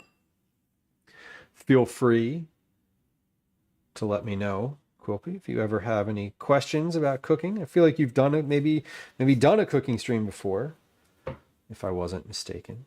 Or if this is the first one, good luck. If this is the first one, good luck. And if it's not your first one, good luck, I guess. I was like, what am I going to say if it's not the first one? Same thing, really. Okay, so I'm using a half a cup of filling for each of these, just about. Roughly a half a cup. I'm not weighing it, but I am using a half cup measure. I had to check. I'm like, is that a half cup? Please be a half cup. If that was like a third of a cup, I was going to be very upset. I wouldn't change anything, but I would go back and try. I would go back and use the half cup. I think Kristen says, is the color wheel behind you on the fridge a feelings and emotions wheel? You know it is. There's the feelings wheel, and then there's the emotion chart next to it. Which uses levels of like high, medium, and low intensity. It is a feelings wheel. We love a feelings wheel. The feelings wheel is so that we don't always use the right. We don't always use the same terminology to describe how we're feeling. I say we. I'm definitely the one who put that on the fridge, and occasionally, very occasionally, my family's like, if you tell me to go look at the goddamn feelings wheel right now. I'm like, and then I'm always like, so it seems like you're feeling angry. Are you feeling distant, frustrated, aggressive, mad, bitter, humiliated, let down, critical? And they're like, I'll fucking kill you. And I'm like, okay, aggressive, got it. Yes, but the feelings wheel is great. I think I love it all the time. A feelings wheel pillow, which you can either yell into or hug, depending on where you are in that on the wheel. So this is a bit of a slow process, I think, this part in particular. These are good, and I'm also taking a little extra time to do this. Like the whole thing, not just this step, although I am talking during this step. You got a calico. Only life. We love a calico. Calicos are so sweet. They're also, I feel like they tend to be very independent.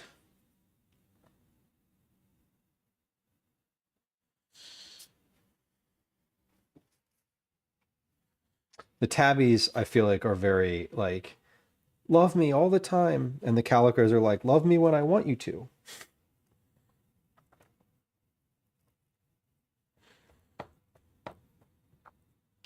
So the filling is definitely, some of these are probably going to burst open because specifically this one, the filling got like caught as I was pinching it together. That's amazing. You taught a cat to do anything. I've always wanted to teach the cats how to use one of those like bathroom things, the little rings that you put on the toilet so that they can use that instead of the litter box. But I don't want to say I haven't been successful. I've never really tried because that would require buying the little rings that you use, and I didn't do that. Yeah, and I just didn't do the thing. You did find her you found her on the toilet. That's interesting. I feel like they're always very interested. One of our cats is a calico, and I find that she is the most persistent of all of them. She's the one who, if you're like, get off the counter, and you move her off the counter, she will jump back on the counter in front of you, like right immediately, and just be like, I'm sorry, I wasn't done here. And you're like, okay, but like, get off the counter.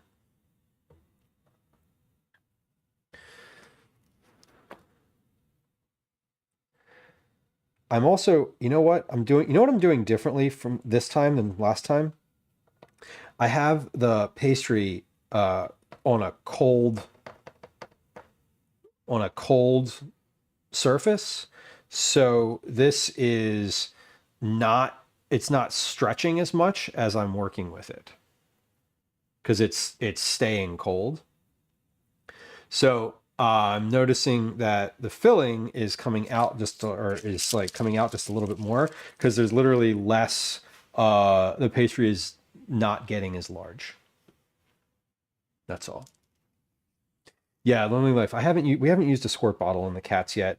My partner is doesn't love the squirt bottle, and we used to use the squirt bottle regularly, and it never seem to work. So I think we just abandoned it. Chef Mike, welcome in. What is this? Well, we're working on a recipe today. The recipe that I'm working on is cheesy asparagus puffs. So it's a puff pastry. This is just a puff pastry from a box, Pepperidge Farm brand, if it matters. Cut into 8 pieces. The filling is really basic. It's cooked asparagus,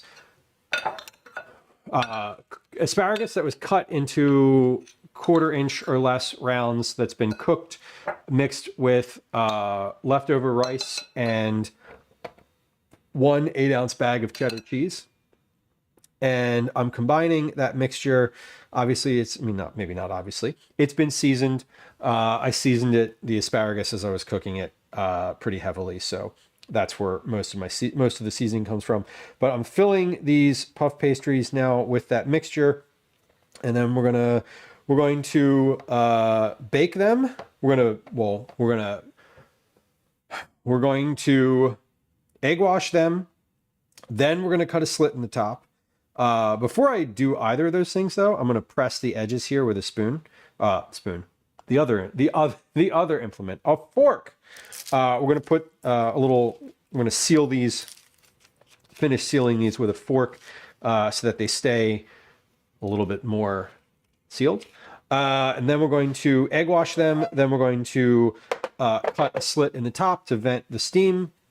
And then we're going to bake them for anywhere from 16 to 20 minutes until they are golden brown and slightly sizzling around the outside. And then we're going to let them rest for about 5 minutes, and then we're going to eat one. And then these will be dinner tonight. I was going to make leftover gnocchi and bolognese for dinner tonight. That was from the stream that we did. The stream that we did back in, I think it was November. it was Joe Adultman's gnocchi making stream. I made lots of gnocchi, and we have lots of leftovers, and we're gonna make that, but I'm probably gonna make that tomorrow. Because if I'm making these today, then I am we should eat them today. Lonely Life says steamed asparagus with garlic, little salt.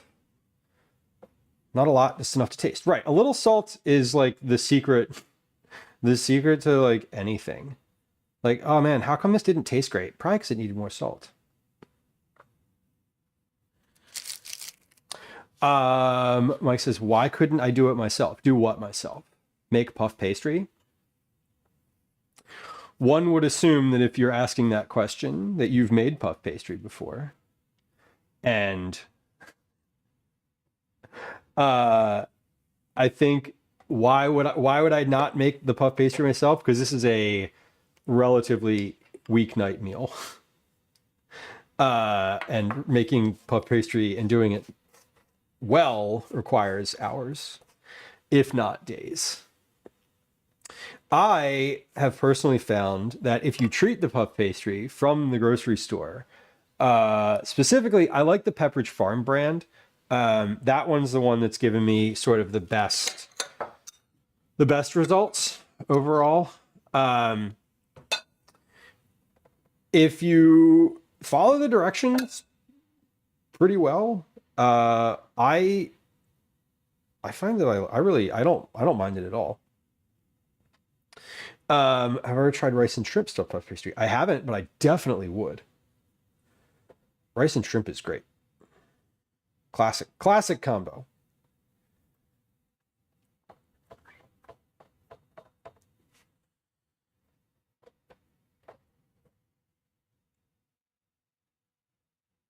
It does have a lot of butter.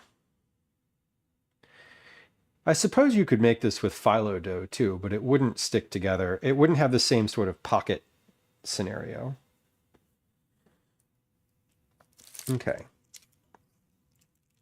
So these look good on the tray. I'm going to take my baking mat here and move this over to the sink because I'm finished with that. Then I'm going to do the next little piece here. And I'm just going to pop these in the oven. So I've taken a lot of extra time today to sort of talk through and do a bit of measuring and writing and like, let me make sure I have the right thing written down. That wouldn't obviously be happening if you were just making these generally on yourself. So this puff pastry turned out really well because I put ice packs underneath of a sheet pan on the mat that I was working with. So when I say turned out really well, I mean it was good and easier to work with. Okay, here's what we're going to do next. We're going to close this up, close the edges of these with a fork. You don't really, as far as I could tell when I did these the last time, the initial test of these, you didn't actually need to close these. When I did the initial test of these, I had some that I did not close with a fork and did not vent. So they all turned out roughly the same. Visually, I kind of liked the ones that had the fork closing or the fork marks on the edge, just because they look a little bit more, I don't know, they looked a little more fun. Like, honestly, sometimes visually, doing something for the visual effect is a perfectly valid reason to do anything when you're cooking.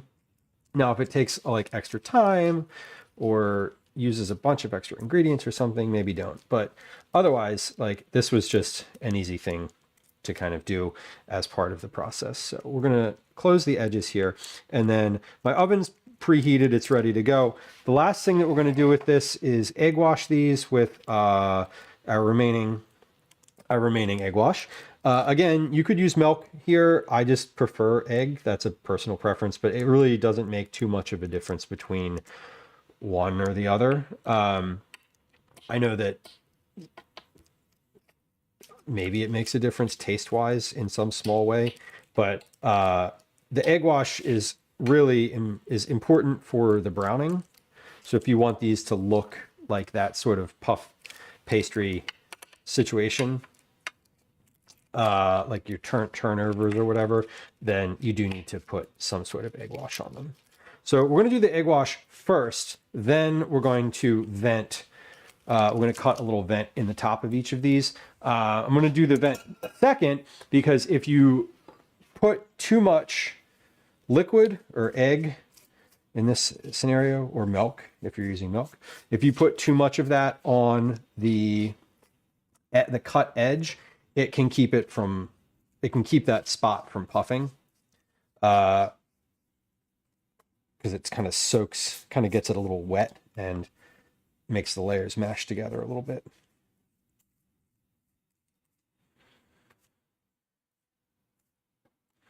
So these, they puff up, but they don't puff out too much. So as long as they're on, you can put all of them kind of on the same tray, and they are fine. They don't spread with any sort of meaningful way. So as long as they're, maybe an inch or so apart, they're fine to be on the same tray, which I wasn't sure last time. So I did them on 2 different trays and we put them in the oven separately. So this also, because I'm kind of doubling the amount on one tray, I don't know if it'll make any meaningful difference to the cook time. It really shouldn't, but it might. The other thing I'm going to do, though, that will make a meaningful difference to the cook time is not open the oven. Last time I opened the oven like 2 or 3 times to check on the volume and not the volume, sorry, to check on the browning. So we're gonna put these in and open the oven for the first time at 16 minutes. They might be finished by then. They might need a little bit more time. We'll see.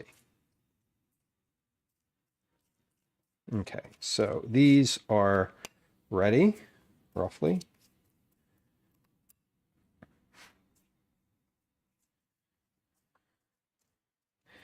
Yeah, I would of course love to make the puff pastry myself. I mean, love is relative.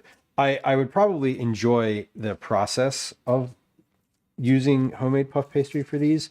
However, that is not generally an option on a weeknight for most people. What is generally an option on a weeknight for most people is using store-bought puff pastry. So that's what we're doing today. And we're going to cut roughly a 1-inch or so slit on the top of these. This is all pretty straightforward, but this is what they look like all on one tray. They're relatively uniform. So we're just going to take a sharp knife and cut a little slit on the top of here. That way, if they steam, the steam has somewhere to go and they don't explode out the side. There we go.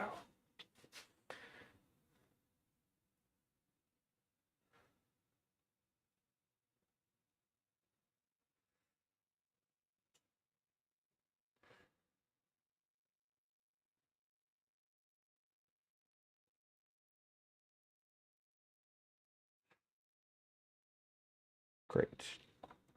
All right. The other thing that you could do if you really wanted to be fancy, or if you wanted to be, say, fancier, would be to put like a little bit of salt or something on the top of here. I'm not going to do that today. What I am going to do is take a picture of these before I put them in the oven so that I have a visual reference for how they're laid out on the tray and what they look like before they go in. It's always good to have, like, that's not for content of any type. It's just for my own reference. Okay. They're in the oven at 400 degrees. I'm going to leave them in the oven for 16 to 20 minutes. 160 0. Okay. Excellent.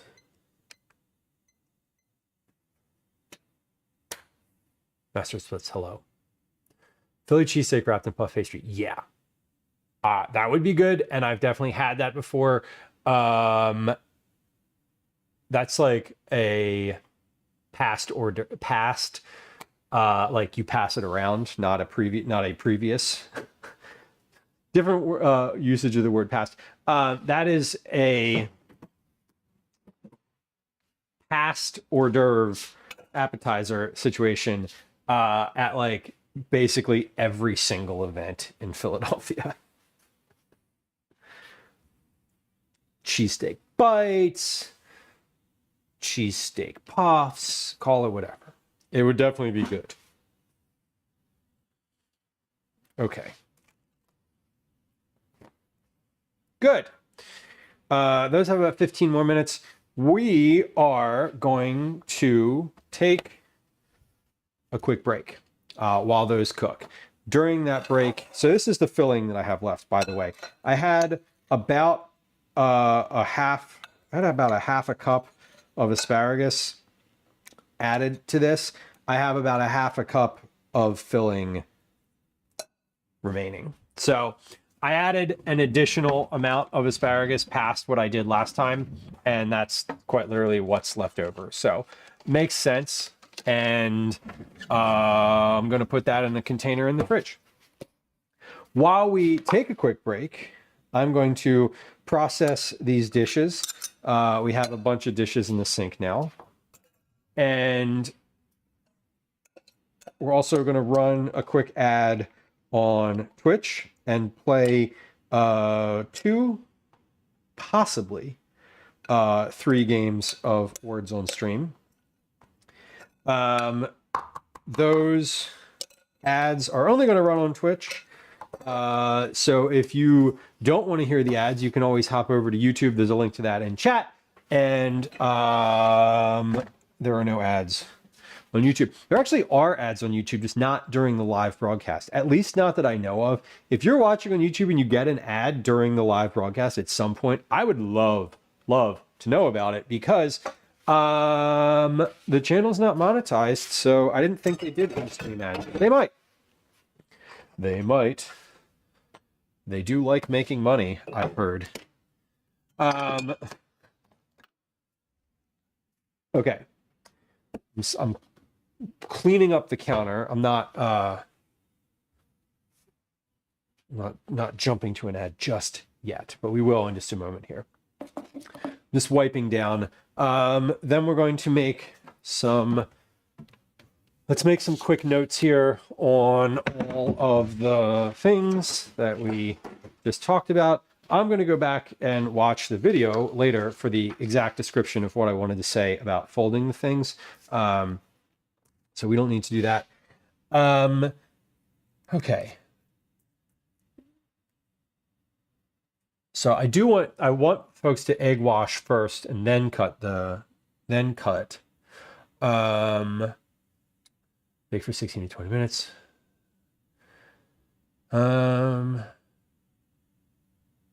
Repeat for the pastry squares. Okay, so I did that. Cut into 4 pieces per sheet. Roll both puff pastry sheets into an 11 by 11 inch square. Great. Using hands. Okay, we'll go back for the description of that. Description in video. Great. When was that description? I don't even know. Probably somewhere around the... let's see. These have been in the oven for... probably somewhere around the 145 mark. Okay, got it. Bella says, I've never seen an ad on any live YouTube stream. I think there might be a YouTube premium thing too. Sharan, welcome in on YouTube. Speaking of YouTube. Hello. Fella says, I guess they opened a few more sheets around where I am.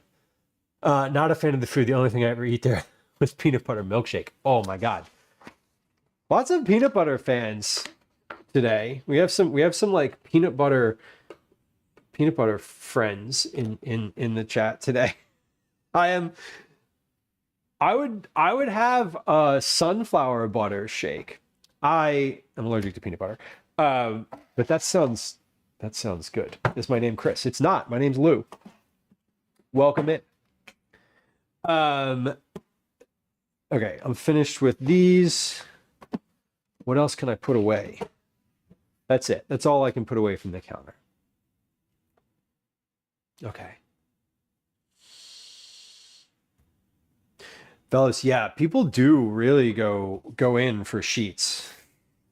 It's like a thing. There's I mean, in Pennsylvania specifically, because we have Wawa and sheets, people get there's like battle lines that are drawn between the Wawa crowd and the sheets crowd, and there are some like very zealous fans that have deeply held opinions about that. I am not one of them. I wouldn't say I'm a deeply zealous fan. I would say I am, I do have opinions though about sheets versus Wawa. I have opinions about sheets specifically and their food, and they do very much align with yours. Insofar as, not impressed. Not as impressed. Sharian on YouTube says, what did you make? Well, in the oven right now, I have cheesy asparagus puffs, I think is perhaps the name that they're landing on. But basically it's puff pastry filled with rice, asparagus, and cheddar cheese. Super simple. Very, very like, very, very easy ingredients. And yes, Sharian on YouTube, I am from the States. I'm from Philadelphia. Sorry. I live in Philadelphia. Let's not mistake the fact that I am not from here. We've gotten in trouble for saying such things before on the streets of Philadelphia. I live in Philadelphia. As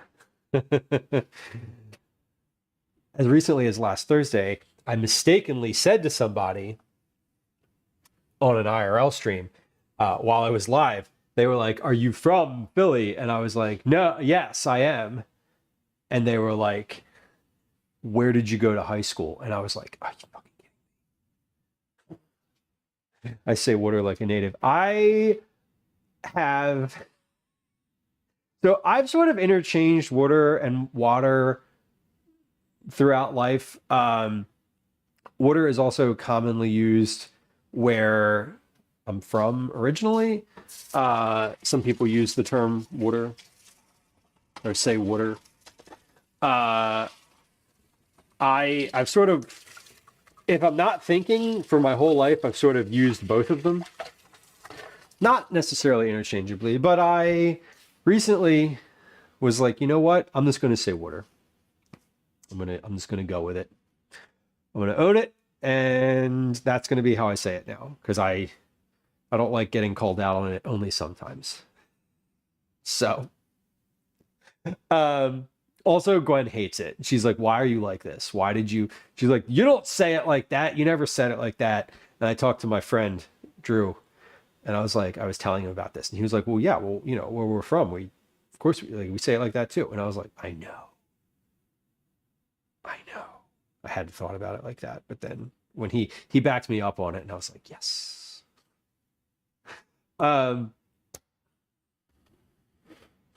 Yeah, I don't.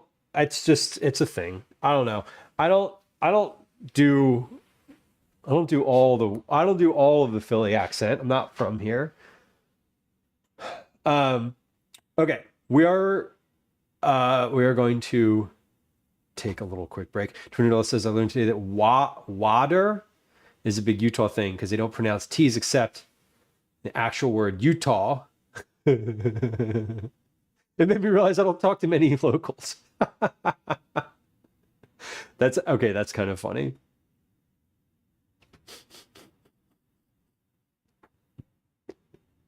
My co-parent said she was worried my daughter would inherit my pronunciation of word. Yeah, listen, my son makes fun of me for it too. And he was born here. He's from Philadelphia and can always say that no matter where he ends up. Which is kind of fun. I'm glad that he can do that. That's nice for him to be able to do. Because forever, someone's going to be like, where are you from? And he's going to be like, Philadelphia. And they're going to be like, where'd you go to high school? And he's going to be able to say something. He's going to be able to have an answer to that question. Okay, let's check to see if the stove camera still works. Should be looking at the sink now. Hey! We are. Amazing. I also realized I can put my compost bucket away. Fantastic. Okay, we are going to do a quick break now. So as we get started on that, I'm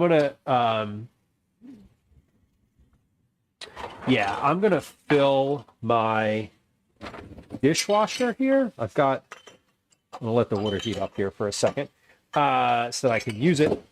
But we're gonna go on a quick break here. We got about 6 minutes left in the time to cook. About 4 minutes left. Okay, perfect. We actually we're gonna play a game of words on stream during that time. We're gonna run a 3-minute ad on Twitch. So if you're new to the channel, there is basically we run 3 minutes worth of ads whenever we take a quick break. If you don't like ads and you want to follow along on YouTube, you'll be able to hear the screen will look the same no matter where you're at, but you'll be able to hear what I'm saying during the next couple minutes if you are on YouTube. We're going to cut over and I'm just going to do some dishes real quick. So here comes a game of words on stream. Maybe. Let's see. There it goes. Okay. Hoover on YouTube, welcome in. We're gonna do a quick game of words on stream, or a couple games of words on stream rather. Again, a couple little housekeeping notes. If you're on Twitch, follows are silent. Follows are always silent. There's no alerts. There's no sounds. There's no whatever. I won't say hi to you if you follow. So if you're about to bounce because we're about to run a 3-minute ad, go ahead and hit the follow button first, and I appreciate you. Unless you want to say hi, and then we can say hi. Feel free to do that too. If you're on YouTube, we'd love it if you hit the subscribe button, like and subscribe, as they say. Okay. Any other housekeeping notes? No. We're gonna play a game of words on stream. Here that comes starting in 3, 2, 1. We're gonna run a 3-minute ad on Twitch. I'm gonna do the dishes during that time and we'll be right back. Here comes a 3-minute ad. BRB. Hi, welcome to another edition of Commercials I Hate. Okay, so we're not doing the dishes. I guess I misspoke. We are filing the dishes. I'm putting the dishes either in the dishwasher or in the dish pan as appropriate for one or the other. And then we'll be back in a moment after that. So we're filing the dishes. Better way to put that. And there are quite a few of them. I was doing a bit of measuring today. A bit of measuring, a little bit of this, a little bit of that. So lots of dishes built up. I think I'm just gonna run, you know what? I'm not gonna run the dishwasher right now because when I run the dishwasher, you can hear it on the stream. You can hear it like chugs along, and I don't want that. So we're not gonna do that. We'll run it later, but this should be ready to run in just a few moments here. That'll be it for the dishes that we're creating today, because all the things in the oven are going to be for dinner. All right. Board. We got one. Good job, y'all.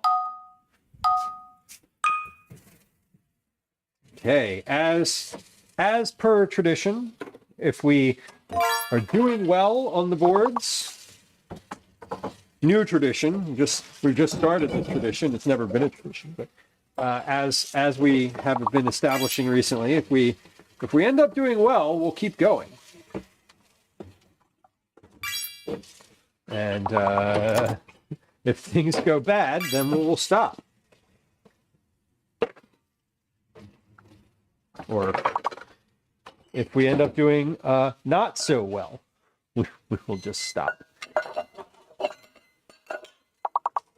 Okay, timer is up. Timer is up. We're going to check these. That was 16 minutes. Let me take a look at these. Not quite done yet. We're going to give these 2 more minutes.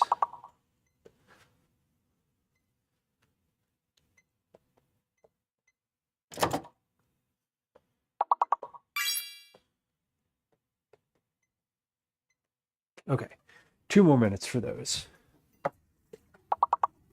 Last 2 minutes. It should be finished. All right, welcome back. If you're on Twitch, thank you for your patience. I appreciate you. I am aware, and I'm keenly aware that the ads are annoying. I'm aware that the ads are annoying because every time I run an ad, people leave the stream. The data backs that up. But you know what? When I run an ad, it also means that people who join for the next hour don't get an ad. So there's a balance. Okay. Was that a board? It was. We got one. Let's do another. That was good. Good job, y'all. What is there? I don't want to jinx it. We're just gonna keep going. All right. I'm gonna do a dish here. I'm doing this pan because I started doing it before I realized that the ads were going to end. Before I realized that the game was over. I'm also going to wash this pastry mat here because, not going to lie, Gwen hates washing this thing. And I can wash it right now, so I'm going to.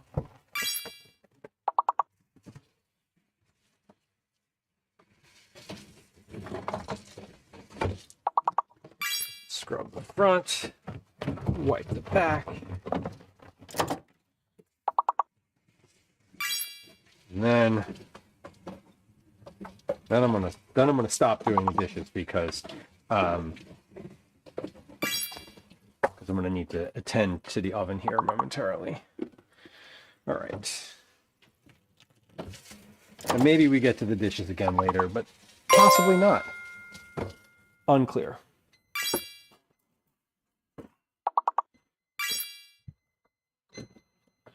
Okay, timer's going off. That was 18 minutes. Check. I'm gonna give those 2 more. Giving those 2 more minutes. Okay, so we are gonna go the full 20. The full 20 on those. All right, I'm back and I'm here, but I'm just gonna leave this up so we don't end up getting. I'm going to leave this up on the screen so we don't end up with not being able to guess in the last fateful moments here. Oh, there was one more word. It was a 5-letter word. So close, y'all. Look at that, though. That was a lot. That was good. Y'all did really good. What was that? Where are we at? Level 11? Level 11. I feel like we should have I feel like we should have a thing that says what. Oh wait, exit. Sorry. I feel like we should have a thing that says what level, like the highest level achieved or something like that. There should be a thing. There should be a way to do that.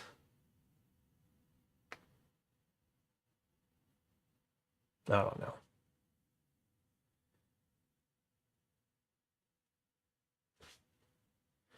Joe, welcome in. Good to see you. Okay, let's see.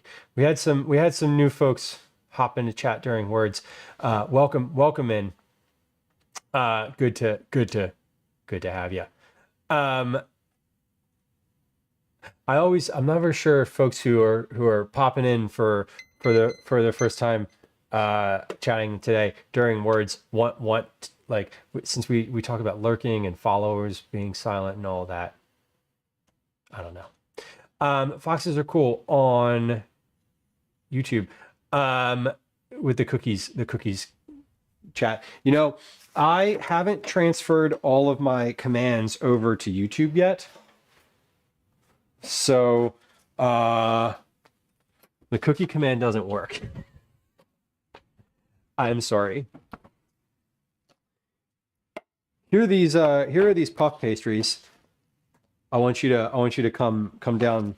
I want you to come down to the counter here and look at these because they look good. Because they look good. Joe, of course you can share some good news. I'm happy to hear good news. I mentioned your I don't know if your ears were burning, but I mentioned you just a few minutes ago on stream. We were talking about having dinner tonight, and I was saying how I was going to make the leftover gnocchi from the stream tonight, but then we're going to make these instead. We're going to eat these instead. So these look good. They are finished, ready to go. We're going to let these cool. We'll let these cool for a few minutes. But I am happy with how these turned out. Sofa, thank you. I appreciate you putting that in the YouTube, in the cookie info in the YouTube chat. I really need to add that. I'm gonna leave myself a note here.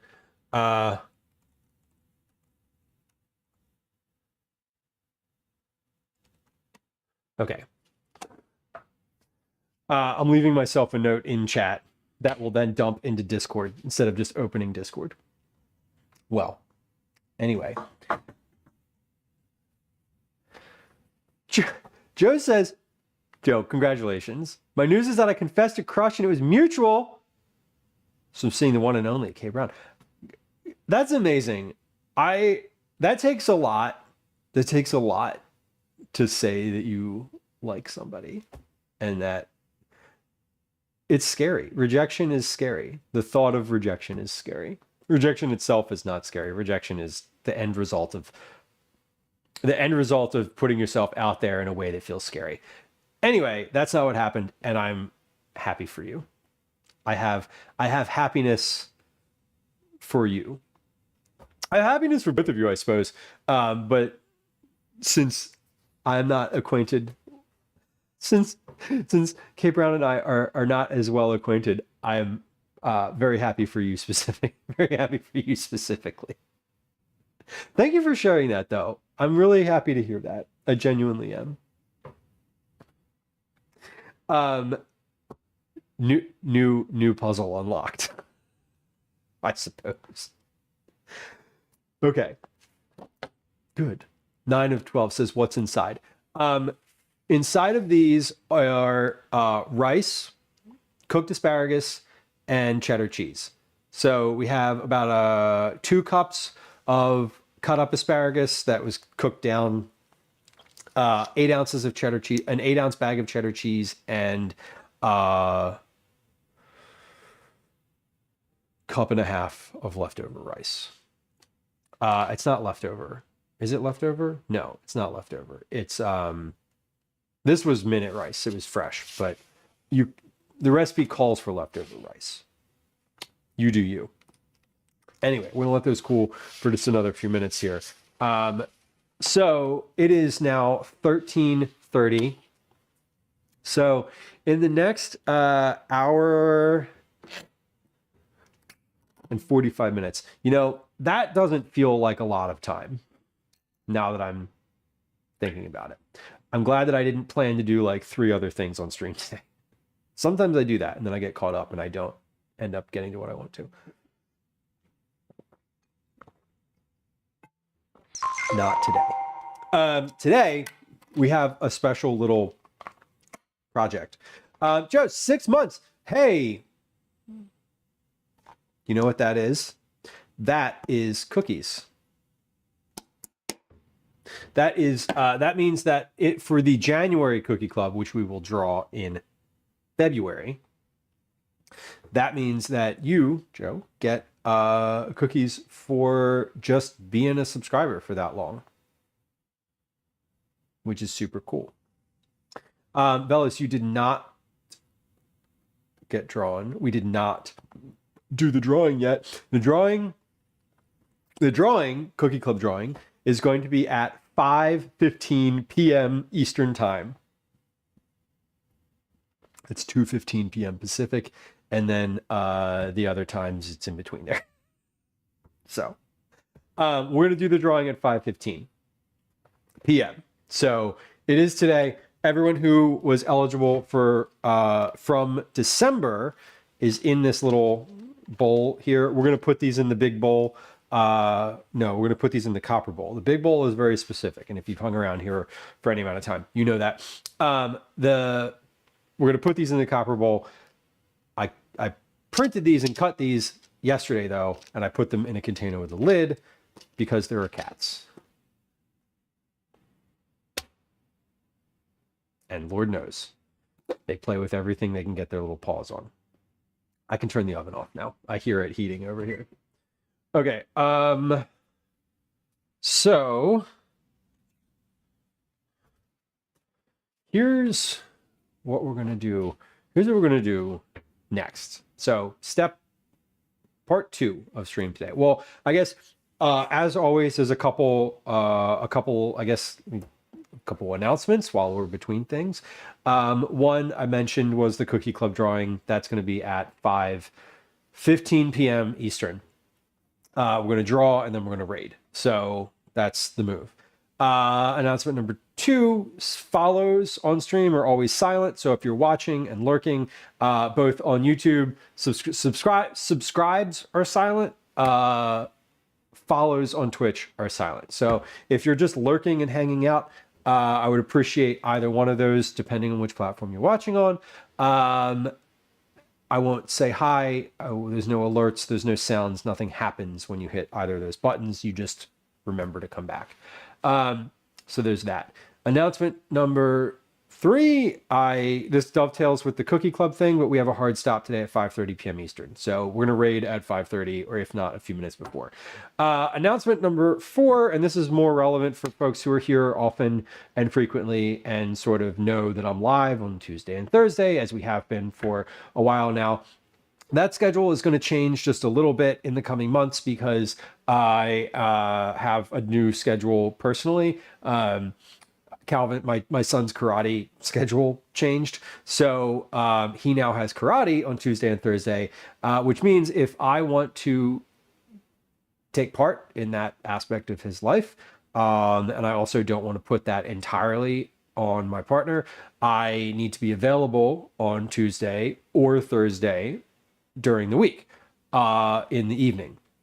So what that means for stream is that some days on Tuesdays, some days on Thursdays, we're going to have a hard stop at 5:30 p.m. What that also means is there might be some weeks where I do like a Wednesday stream, normal length meaning like noon, roughly noon until 7 to 8 p.m. Usually I stream for like somewhere between 6.5 to 8 hours. We will probably have some weeks where I do like a Wednesday Thursday stream.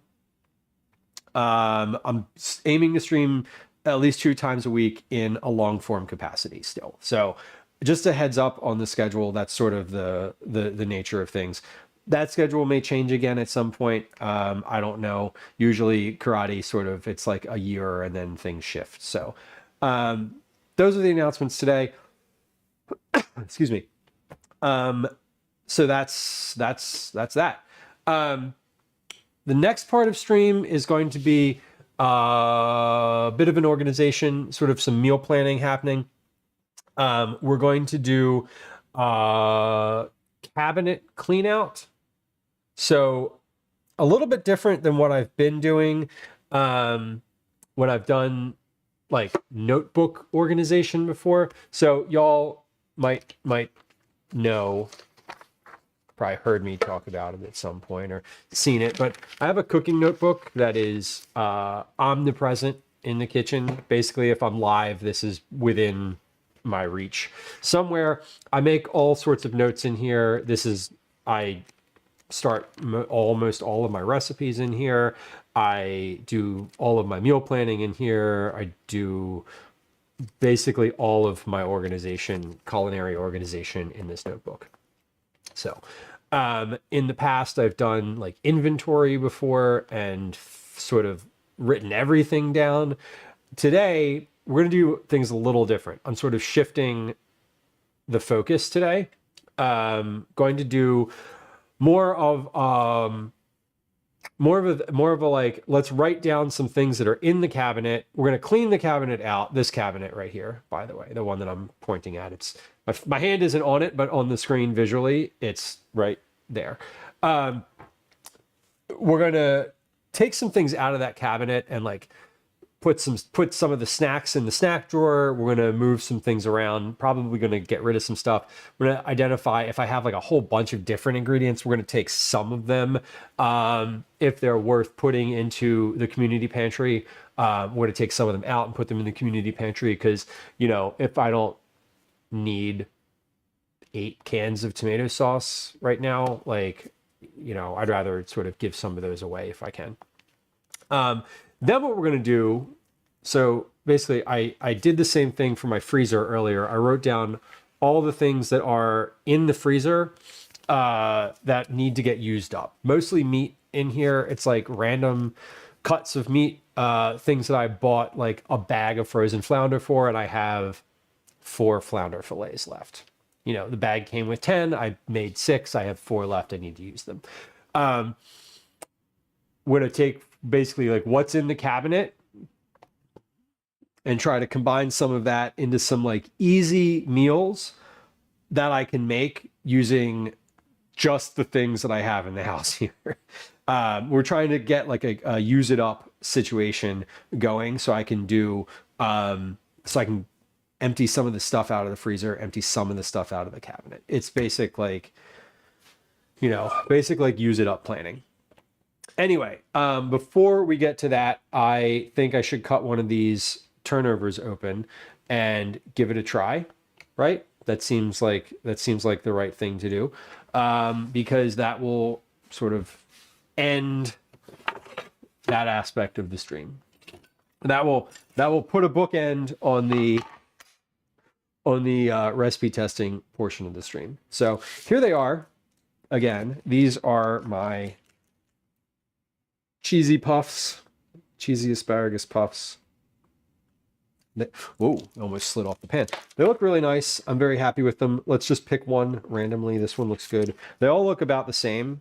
So if we're kind of getting a little close up here, which we are, because that's what I'm doing, they are well formed. The edges stayed together nicely. Both edges stayed together nicely. The top expanded just a little bit, and the bottom has a very tiny amount of browning on it, kind of around where the egg, this is egg, this isn't like brown puff pastry, but the pastry is pretty good on the bottom. So I'm happy with how these came together. We're going to cut one of these open and show you the inside of it. Now this is the inside here. You can see if you were here for the first version of this, these look a little bit more asparagus-y because they have a little bit more asparagus in them. And hold on, can we focus? Not y'all, the camera. But this is what the inside of them looks like. So you can see on the edges there where the pastry has puffed up, kind of nice. And then the inside is quite asparagus-y. Let's see what the difference in taste is between, not between these two halves. They should taste the same. They're the same half, more than two halves of the same whole. But we're gonna see if these are any different from the first version. Also, I want to make sure I'm tasting not only for consistency with what I made before, but also are they seasoned? Do they have enough salt? Do they have enough pepper?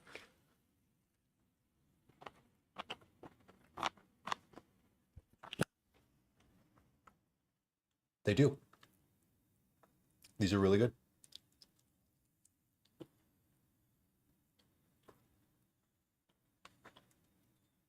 And the other thing I would note about this, so the goal with these was to use asparagus in a way that didn't visually highlight the asparagus.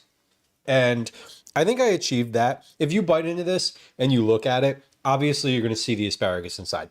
Like, you can't hide it. It's not a puree. I could have pureed it. That would have been a bit unnecessary. That's just called soup. But texturally, the rice is a little chewy. And the asparagus is a little chewy, and they kind of mix together nicely in a way where it's not like you're getting some of the crispness of the asparagus because I didn't overcook it, but there's enough like rice texture in there too, where if you have a pretty significant textural issue with asparagus, it might like sort of trip your brain up a little bit and be like, oh, that's, is that rice or asparagus? And, hopefully you're already okay with rice, I guess, is what I would say. But that was good. I'm very happy with that. I don't think it needs any more seasoning. If anything, I could probably add a little bit of pepper, more pepper to that. I think that would probably be pretty good, but I don't think I need to. The other half tastes the same. Not a surprise. Yeah, these are very good. I'm happy with them. I'm going to cut one more open because someone else is going to see these and be like, they look good. No, I'm going to be able to show the inside. So,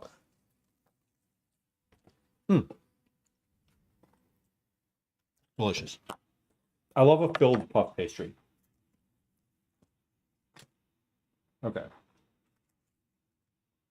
I'm going to cut one of these open. I'm just going to put it back on the tray, and then we're going to start on our meal planning. The meal planning process.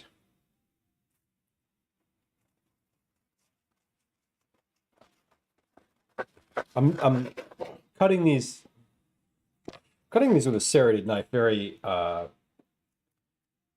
very carefully because I don't want them to crush and press in too much. Okay, so that is excellent, and I should note that we are finished generating dishes for the day. Love when that happens. That is always ideal. Okay. Oh, my son is texting me. I was like, who's texting me now? He's out of school, so. Okay.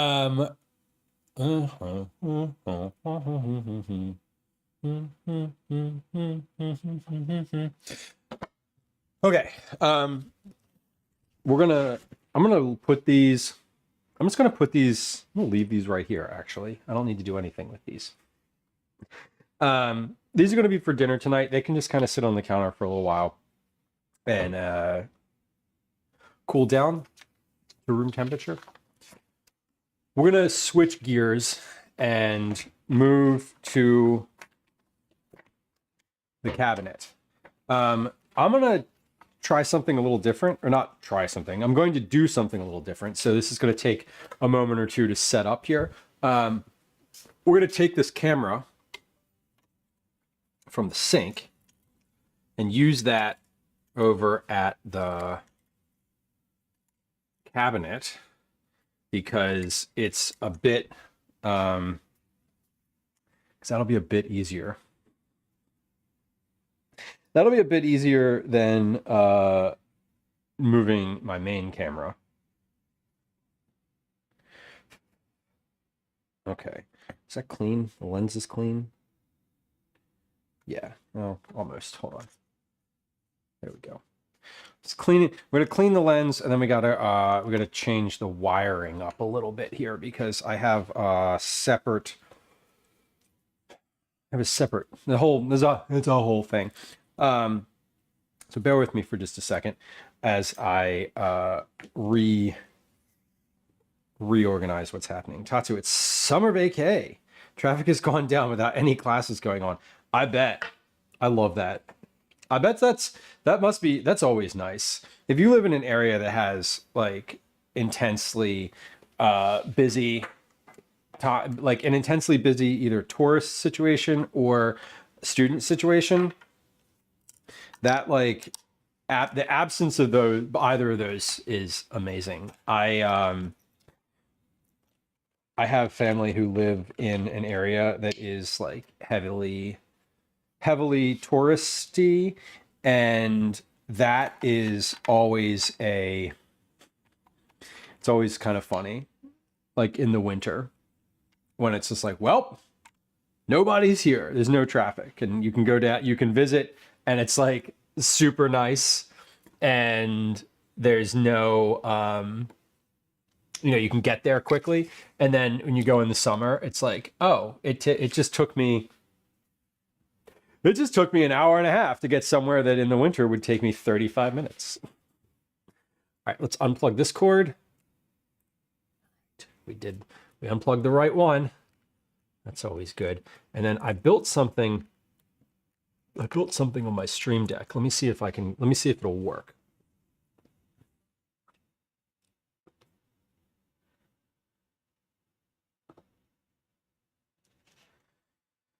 Oh, it did.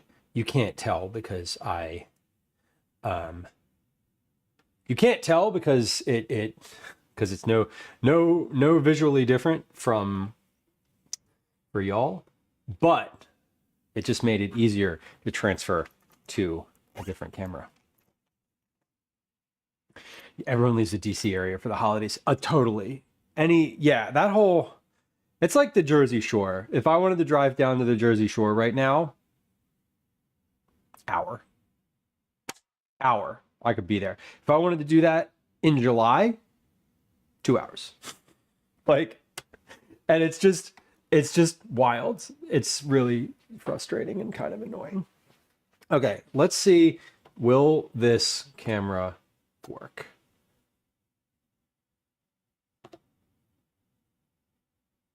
Whoa, look at that. That's a part of the kitchen you don't see very often. But it's a different angle on the kitchen, huh? Look at that. Very different. So different. Wildly different. It's not that different. It's not super different. Anyway, hey, look, there's the ceiling. This is going to be weird for a second. Sorry. As I get the angle right on here. Also, I need a chair for this situation. If I stand up on here, am I still on screen? Is my head still on screen? I am. Okay.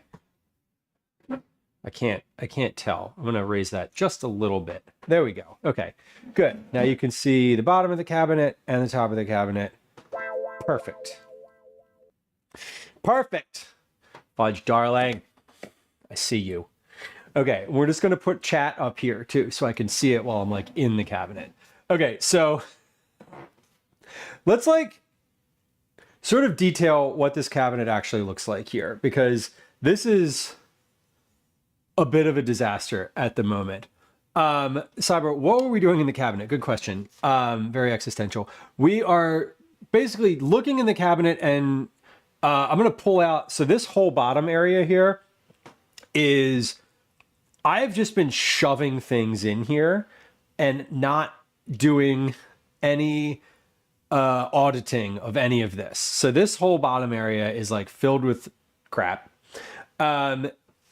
That's literally just pushed in here to push the other crap farther back. The goal is to pull things out of here, put them where they should go, get rid of them if they need to be gotten rid of, and then catalog the things that are in here that are not going, or that are going to be useful for like meal planning purposes. So since you've left, we've finished our pastries. They're over on the counter on the other side over there chilling. We did the dishes, and we're just getting started on this situation. So like this box, look at this. This is a fucking box of chocolates. It's like, I don't even know, where did this come from? This was at a friend's house. Calvin brought this home. I don't know what's in here, what these are. These go in the snack drawer. Leftover cookies, I made these out of the freezer. I'm going to eat these tonight. Those can go on the counter. We have fortune cookies. Some of them are just like, this is literally, these ones are literally opened and coming apart. So these are trash slash, yeah, these are, the bags are open on those. So those are, we're getting rid of those. These I will put in Calvin's snack drawer because they are still, okay. These are snacks. Fudge Darling says, this is my baking cabinet. Totally. And the baking cabinet over on the other side of the room is less of a disaster. I cleaned that out kind of recently, but it's still a little bit of a disaster. Holiday cookies. I don't know where these came from. These came from Gwen's office snack drawer. There's a lot of stuff in here that are snacks. These are sesame things that I got from Reading Terminal Market. This is like a handful of pistachios. Oh, the flax bars that I made a while ago. I forgot these were in here. I put them in and they still seem fine. Dried fruit, oats, and honey. I don't think these are still good. Yeah, they're still good. Okay.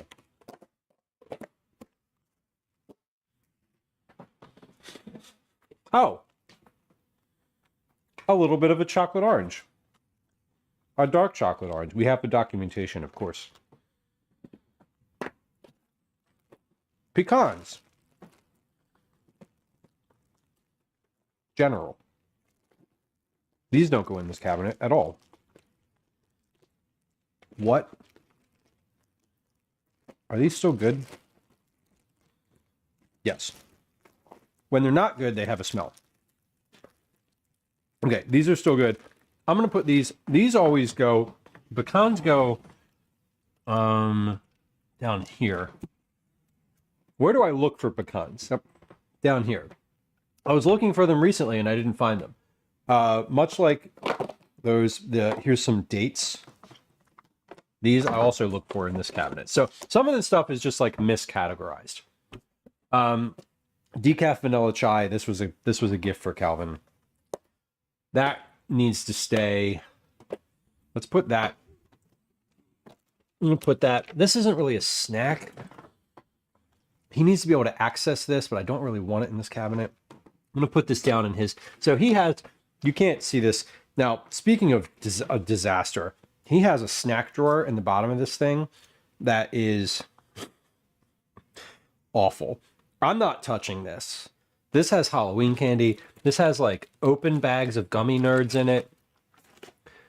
I don't even know what's in this box. Here's some caramel corn.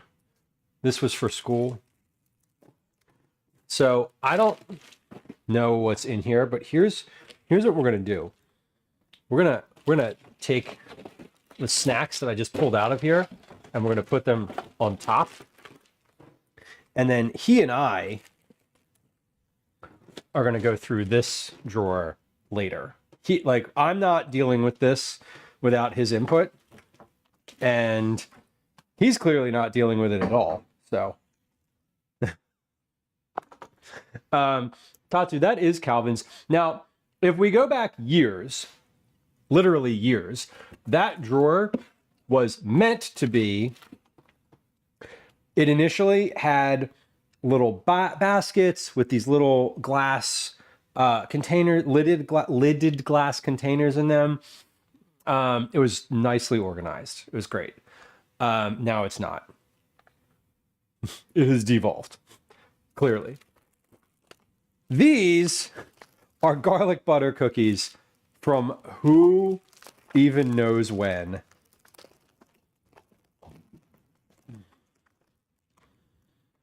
No. They don't smell great. There's some stuff in here we just can't do. We can't do it. These have like garlic in them and have gone bad. They don't smell great. Yeah, Tatsu, we live in the city, so mice are always a concern. I'm not super concerned about mice generally because we have 3 cats in the house. Roaches are not much of a concern. Things are pretty it's dry in here, and they get where things are wet. So they're less of a concern. But yeah, part of why I want to dig into here is like, is there anything like that, like those garlic cookies, which are like, Hello. not going to be good. Callie, hello. That camera is on. Just FYI, that is on. Calvin's here. Hello. Calvin, we were just looking at your snack drawer. Didn't take anything, did you? No, I added to it, but it is. Ooh. I added the stuff that was up here. That was all the snacks that was up here. Brutal. Let's see. What do you mean, let's see? Look at him. Okay. We got one. Don't take it back out unless you're eating it right now. Oh, I only added that and that so far.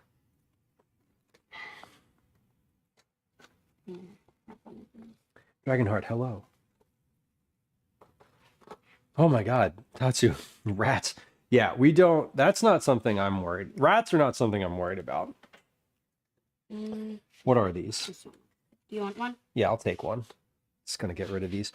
Yeah, these are fine. These are sugar cookies. How could these not be fine?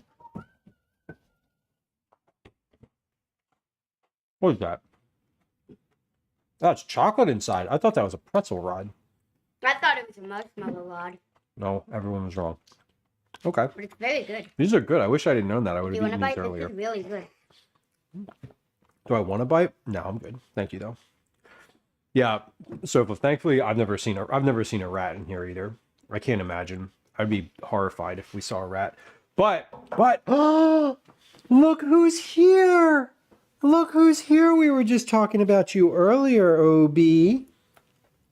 He's like, what were you saying about? We were saying that he's so far behind in the cat counter. He doesn't come on stream as often. 35. Command cat counter. Look at him. He's the sweetest.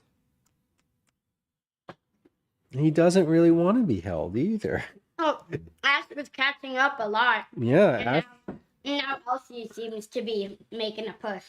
I didn't think that Obi was. I thought that Obi was locked in the basement today. Turns out Obi was just doing his own thing. Baby boy. Last time I looked, it was like 41 and 43 or something. Oh, okay. Cat count. And I don't know, like 21. Do those numbers add up? 6, 12, 13, 14, 15, 50. All numbers add up. But they don't add up. Those numbers don't add up to 146. 60 plus 60 is 120. Plus 30 is 150. Plus 5, 155. 150. Those numbers add up to 157. Why will it be asking? I don't know. I don't know why the number is off. Obi's a good boy. Look at him. Look at him being so good. Look at him looking at the snacks. This is Obi. He's being a good cat. He's definitely, he doesn't love being held, but you can hold him basically any way. And he's just like, hey, what's up? You're pretty much, you're able to hold him as long as Snacks. you're not like right here. Like you can't hold him. Look at this ridiculous cat. Okay, you want to take this one? So I'll take this one. Okay, Hello. there we go. Yep. All right. Oh. This goes in the snack drawer. Candy foam. Oh, I remember that. You remember this? Uh-huh. It was at the arcade. I got it at the arcade. Do you even Dave want got this this. anymore? Hold on. Let me see if I want it.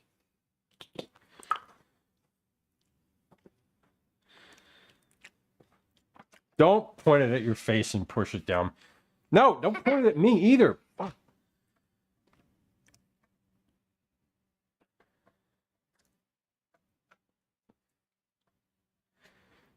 Ugh. Candy foam. I know, right? No? Trash. Obi! Progress. Okay. Compostable. I don't really want to pull everything out of here. Now that I'm kind of looking at it. Yeah, was he in the compost? Not in the compost, but he was where the compost bin usually is. Uh-huh. Oh, he was in the cabinet. He's a compost bin. Okay. Feed me your scraps. Yeah, right. Do you want some applesauce? Yeah. That was easy.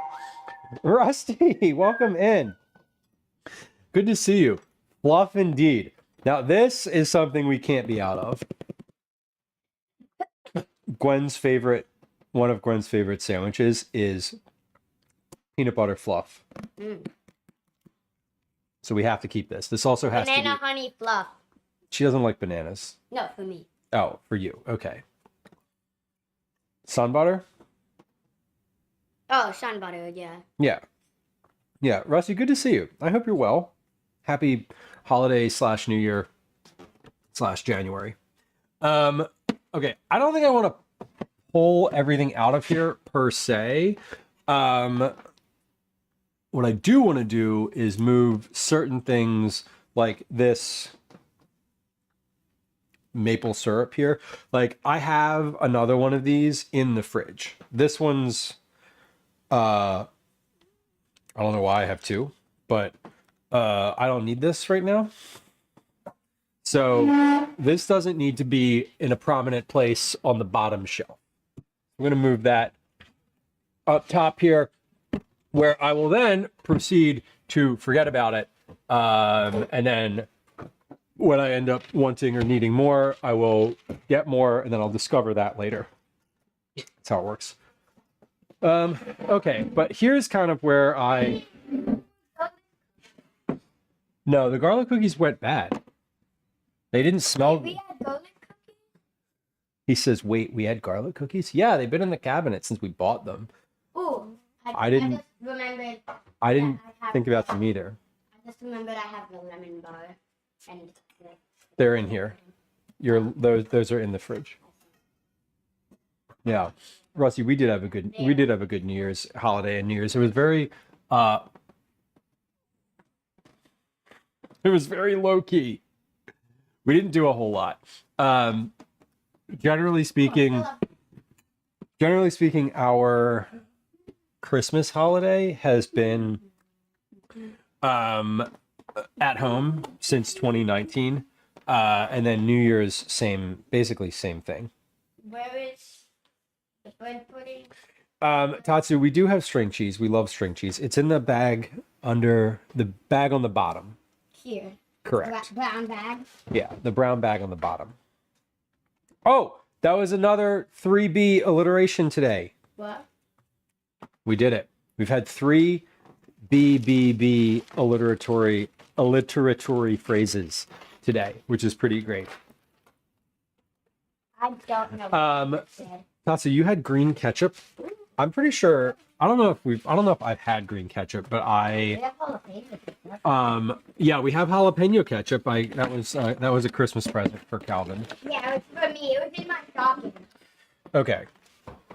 What are you doing now, Callie? What's your plan? What's next? Yeah. Because you cannot be right here directly, because this is I'm doing something right here. Okay. And that you can't keep opening the fridge. I know you were getting a snack, but like settle somewhere. Okay. There's a cooler. What? Is that a lemon bar or is that? That's a cookie.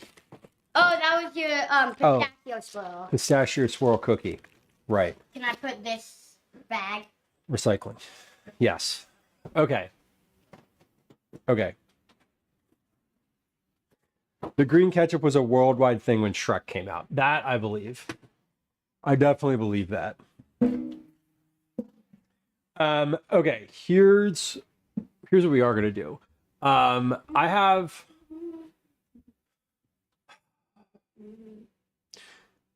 how do I want to do this? I just want to get all my cans in one spot. I think that's like what I want to do, because I've got cans on the bottom and cans in this middle area. I know that I don't need, so I'm also going to move some stuff out that I'm definitely not going to use, right? Like if it's not expired, let me check and see if it's expired. So if it's not expired,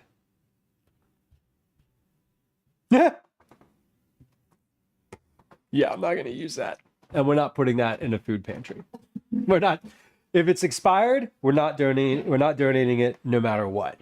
If it's not expired and I know that I'm not going to use it, I might put it in our local pantry. That one expired in 2025, April of 2025, in fact. Yikes.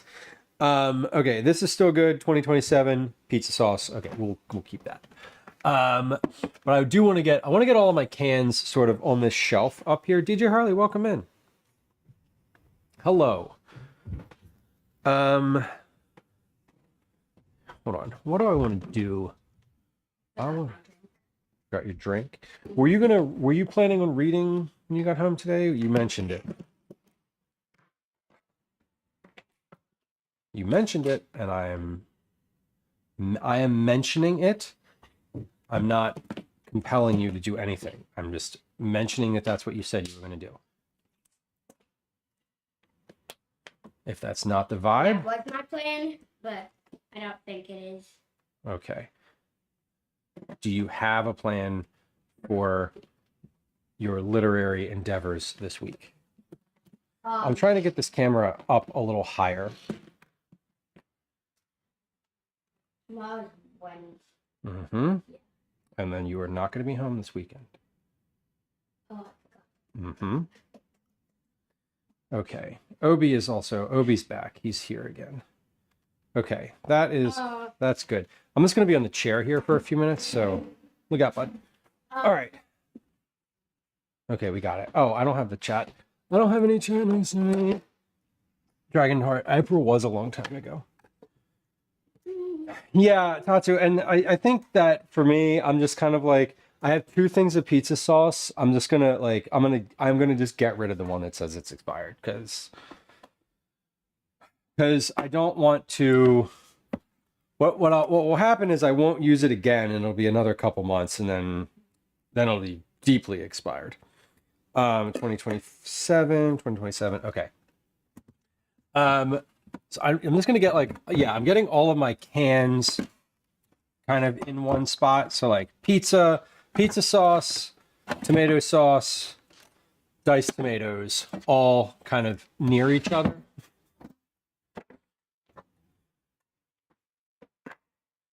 And then some of these things,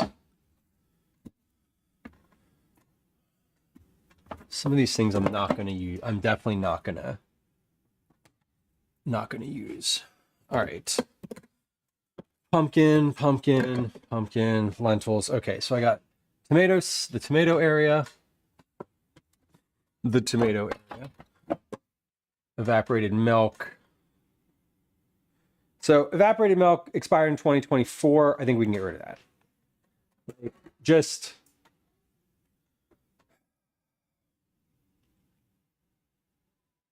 none of this is open yet, by the way. Like all of this, if it's open, it's in the fridge. Like I'm not going to keep, I wouldn't be keeping anything open in here. We got some pickles and pickled vegetables back here. They're fine. Oh, here we go. Vegetable broth. That needs to be on the bottom shelf. Pumpkin. I have a lot of pumpkin. I was working on a pumpkin recipe earlier this fall, and I ended up we ended up really liking it, so I thought I would make more of it, and then I never did. So it's just how it goes sometimes. Let's see. Just kind of moving some things around in here so I can get a better like visual presence for what's in here.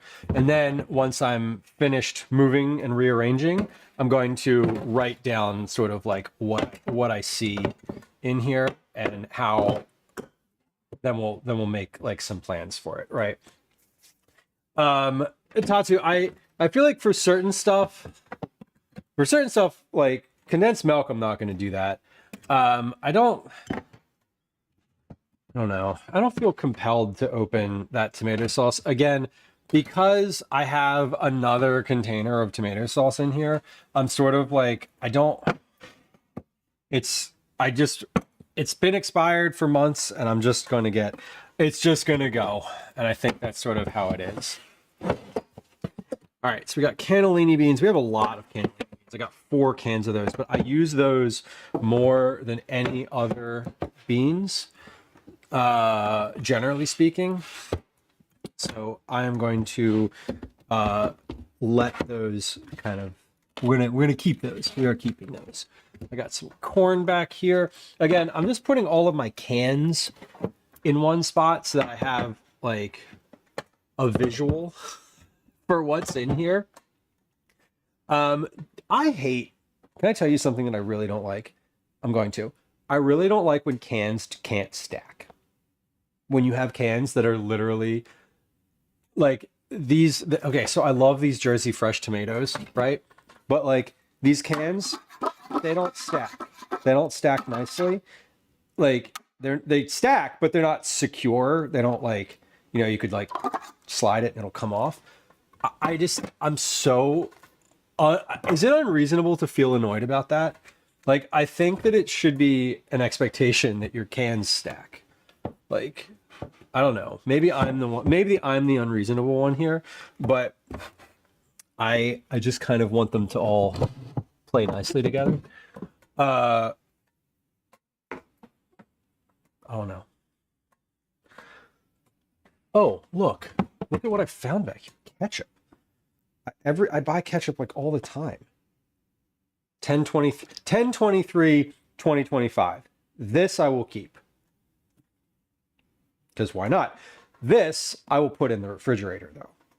This is something that, of course I just evicted chat. I evicted the chat phone from the top of the refrigerator when I opened it. But yeah, that's something I will definitely hold on to. This top shelf up here, by the way, is like the macaroni and cheese shelf. olive oil. I got a big container of vegetable oil back there, a big bag of pancake mix. Like this is sort of the things I know are up here, are like big bulk stuff. So if I'm like, oh, do I have olive oil? I just like, I know that I need to look on this top shelf, and I know that I need to look behind something. So that's also sort of a standardized situation. You do need to stack something small on top. Yeah, like you can't just have them be stacked up. It's like it's super annoying. Okay, I think I'm good. This shelf is good. I got things that I can see in here. All the cans are like visually present to me. So we're gonna move down a shelf. I'm gonna move down a shelf and do this bottom shelf here. Now I have some other cans down here, but these are not vegetables. We have pineapple, and then I have some mandarin oranges on this shelf, which is random. But I was working on a recipe that called for both of those things recently. Not recently. It wasn't that recent. Speaking of not that recent, when did these expire? 2028. Perfect. 2028 is not soon. Soon enough, but not that soon. Okay, so let's put all like the fruit stuff. Fruit stuff goes on this side.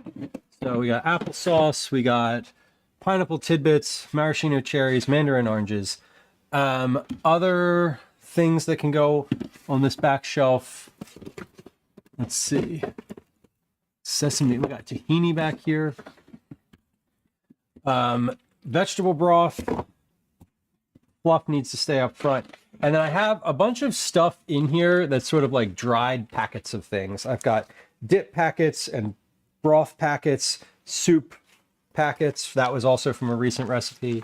I have wild rice and mushroom soup mix, like pre-bagged mix in here. Bunch of Jell-O packets. What even is this? This is Gwen's. Vegan mullein leaf something, some sort of supplement. I don't know. We're going to leave that there because if she put it there, then she's expecting to find it there if she ever looks for it again. The Jell-O packets, though, they're all stacked weirdly on the side here. I'm going to stack these vertically so I can see the labels, and we're going to put those all the way in the back. They don't really go bad, and they don't need to be falling all over me up front here, as they often are. Applesauce. This applesauce we're going to put in the snack drawer, the aforementioned Calvin snack drawer down here, since he seemed to be interested in that as a snack as recently as like 20 minutes ago. Okay, this already just looks much improved from where I was at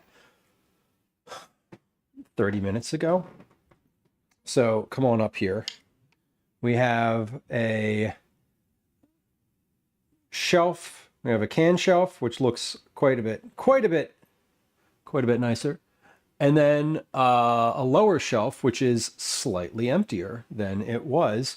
I moved two cans out of here to be gotten rid of. I had four cans of peeled / crushed tomatoes. So I'll put one of those in with I'll put one of those in one of the pantries, our local pantries. Now on the bottom shelf here, I'm not really intending to get too into this because these are pretty organized. I did these pretty recently. Caretaker, totally. I try to do this. I do this off stream somewhat regularly. I haven't touched the upper cabinets here in a while. Like when I say a while, I really mean like just a couple months. So these cabinets, however, I have touched recently. so we're going to actually, I'm gonna put this broth down here where the other broths are. There, even better. We're going to just kind of take a quick look at these drawers.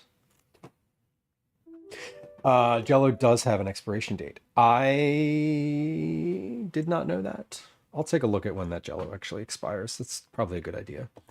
Okay, so this rice, this is a lots of minute rice. I just kind of haphazardly put that there, but rice and grains are on this drawer down here. So we have basically two drawers in this cabinet. We have, hold on. Why is this not working? Oh, hello, because that was not. I was like, this isn't going down as far as I want it to. Well, because of reasons. We have this top drawer here, which is not really organized, but this is where fresh like produce and stuff goes. So we have garlic and onions, obviously right here. If I had potatoes, they would be right here. So I don't want to put anything in this space because often this space is just full. But I have a little bit of, this is orzo. This is not rice. You can tell, I can tell because it's kind of flat and tapered on both ends. We have that. We have our popcorn. This is our Cookie Club popcorn back here for packing purposes. This is the Cookie Club popcorn, which is, no offense, y'all, the less expensive popcorn, the cheaper popcorn. And then this is like the good popcorn, where if someone in the house is like, I really want to eat some popcorn, I'll make that instead. Ramen, this is from a recent camping trip. And then vegetable broth back here. Gwen really likes her spaghetti plain with butter, so we have our spaghetti container and our backup spaghetti container. Our backup. We have at any given time like 3 to 4 pounds boxes of spaghetti in the house, and then back here is some like ready bake lasagna stuff. Okay, so this drawer is actually pretty all right at the moment. That piece of the drawer anyway. This drawer is also relatively organized. I've gone through here recently. We have lots of different types of grains, and we will articulate those. We'll write these down in a few minutes when I'm doing all that. We have some beans in here, several different types of rice, several different types of dried grains and dried beans. So anything that's dry and requires long form cooking is basically on this shelf. That's sort of how we go. Okay. So we're gonna come back over here to the main camera for just a moment and see. This is what I'm doing with this camera, by the way. This is the stove camera. I just have it on a tripod at the moment.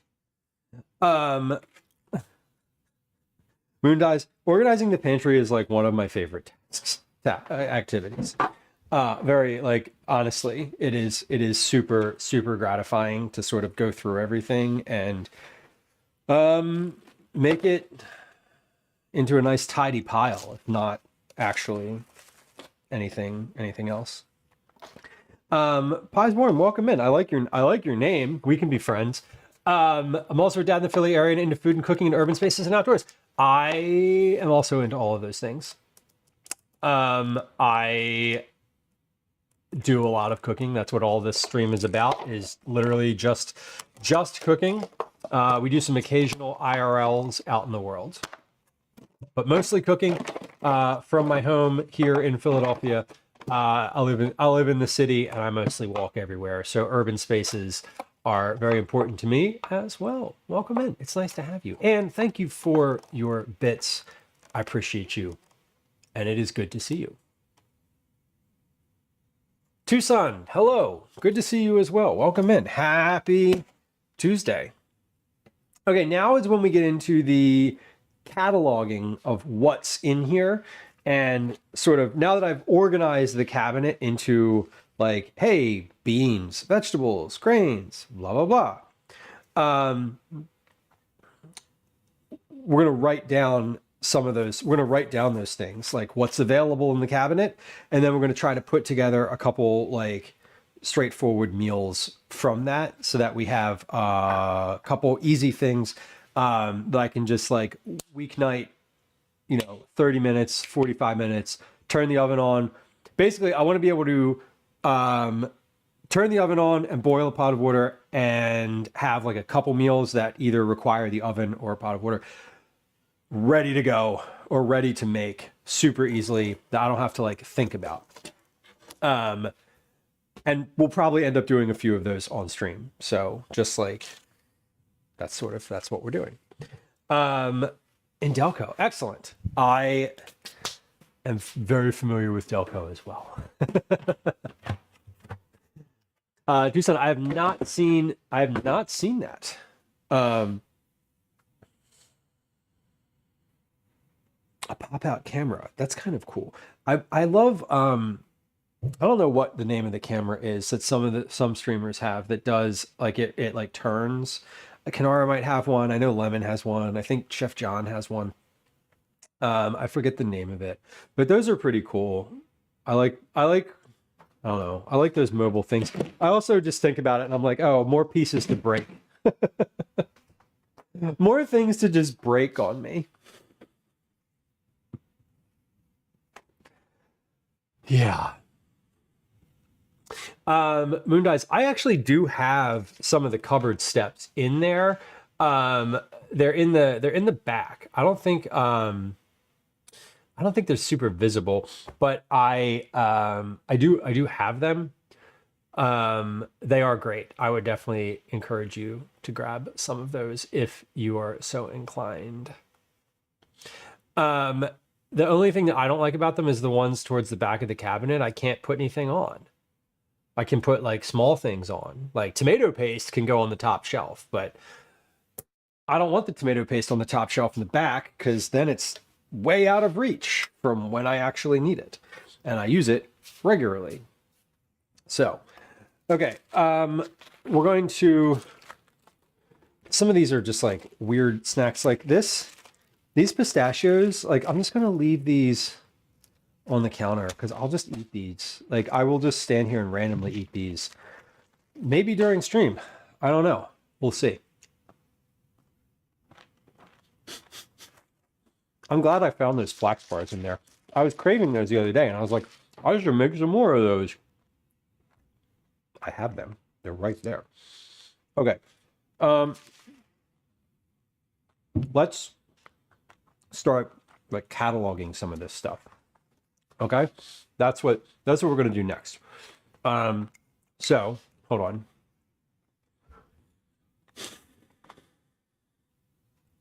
I don't know the best place to stand, so I'm like still on the screen and can also see. Anyway, okay, what do I actually? How do I want to do this? Let's do. I want to catalog. I want to write these things down by. How do I want to consider these?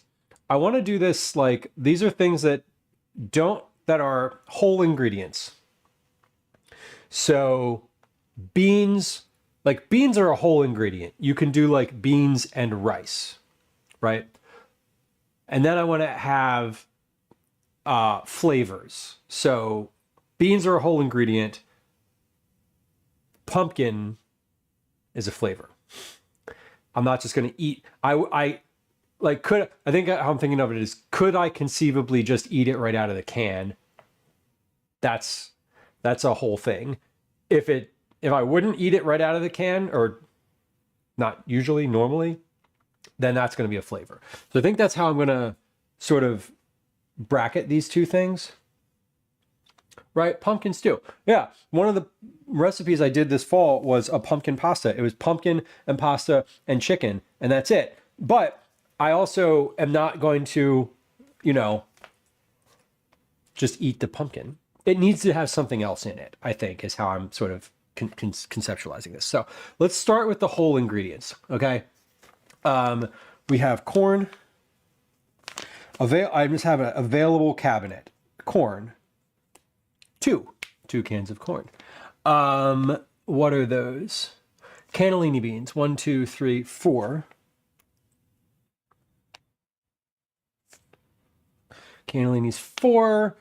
Chickpeas 1. Butter beans 1. Lentils. Those are brown lentils. Doesn't matter. They're just lentils. Refried. I have refried beans. And yeah, I have refried beans. One's vegetarian, one's not. It really doesn't matter. Those I will consider under the whole ingredients.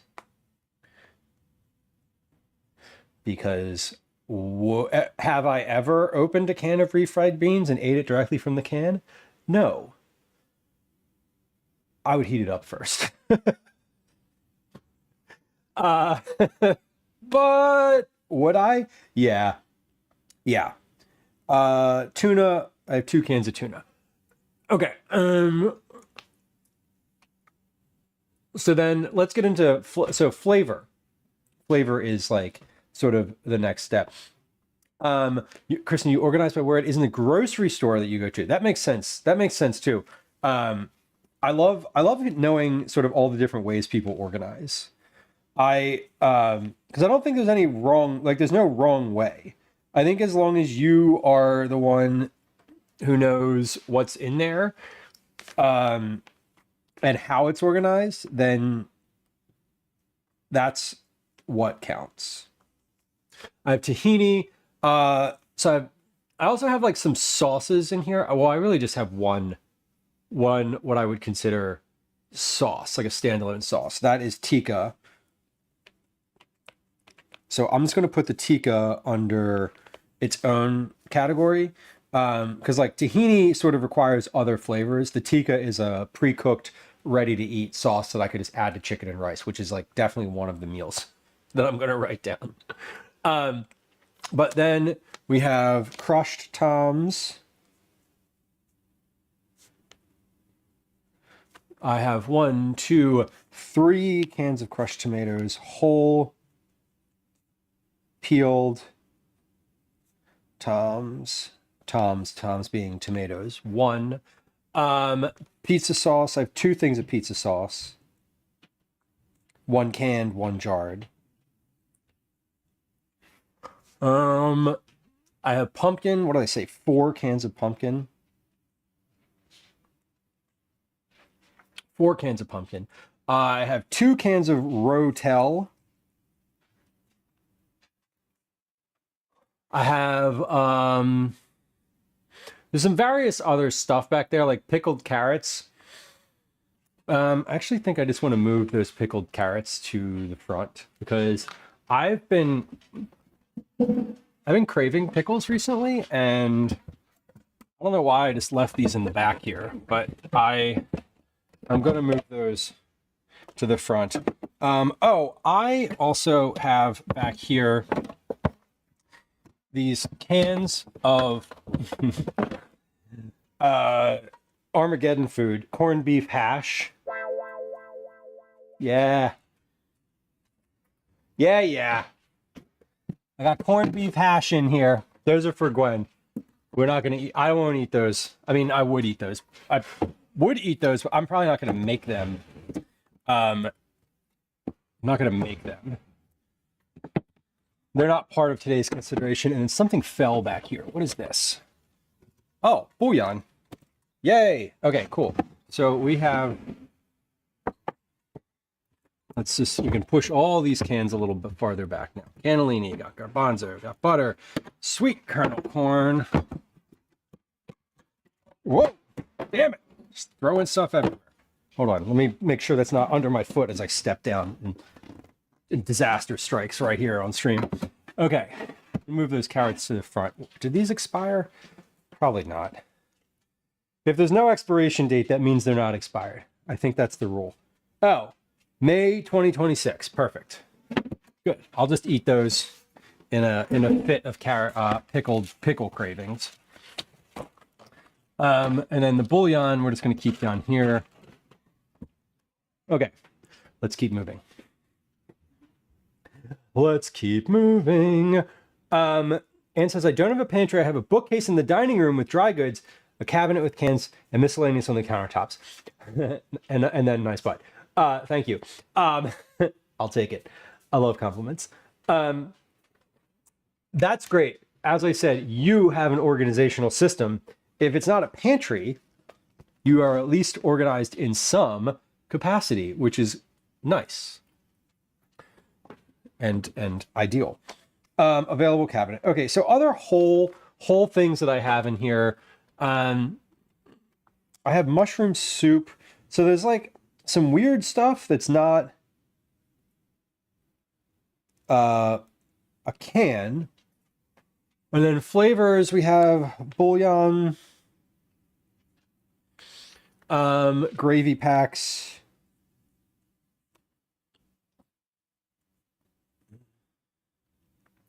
Oh, I have pineapple. So I have some weird fruit. Pineapple, orange, cherries. I should just make that maraschino or that rosemary salad again. And then, oh, for sauces, I have garlic Alfredo too. Great. That's it for the cabinet, for this cabinet. It drives you nuts. Fair. That's also fair. This is admittedly, I would love if I had I would trade the cabinets. I would trade sort of I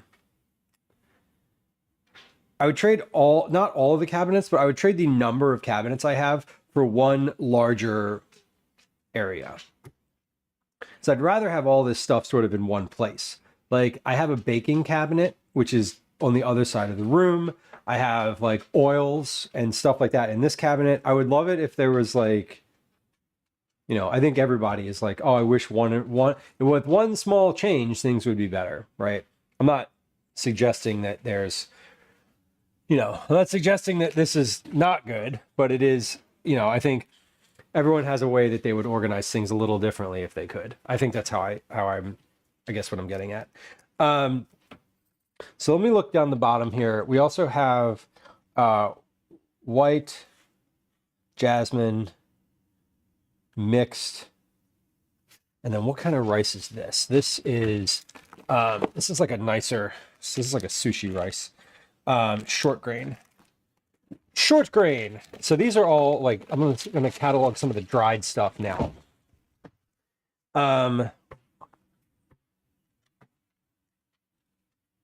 So this is rice. Then in this box here, we've got this is millet, and the rest are beans. Oh, millet and farro. I have lupini, so dried beans. I have lupini beans, which I haven't made because they take like a week to soak, which is annoying. I also have polenta, which is a grain. I have those. I have butter beans. I have cannellini. I have garbanzo. And then under the grains, I also have farro. And these are in enough volume that I could make something with it. Like this is just enough millet to actually use. Oh, I also have black beans in here. What are these? Are these black beans? Yeah, those are black beans. Okay. I also have red beans in that container there. I have green lentils. I have quinoa.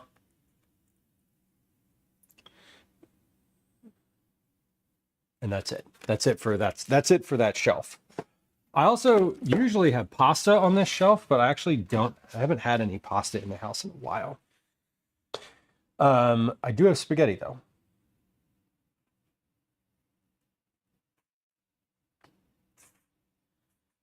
Okay.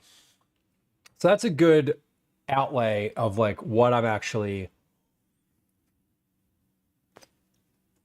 got on hand. Okay. Good. Anything I need to keep? So the fridge is mostly cataloged in my head. I don't really need to write anything down from here. I guess the only thing I haven't touched in a while are these two bins. So I have a cheese bin and then like flavor bin, which is sort of leftover sauces or stuff like that. So let's start with the cheese bin. Cream cheese. Some of this, I have like there's 2 slices of mild cheddar cheese in here. Those are from November. I'm not going to chance those. They look okay. These are fine. I got these 2 weeks ago. I have a cheddar and parm. These are unopened. I have 1 slice of provolone. This is old. I don't know when this is from, but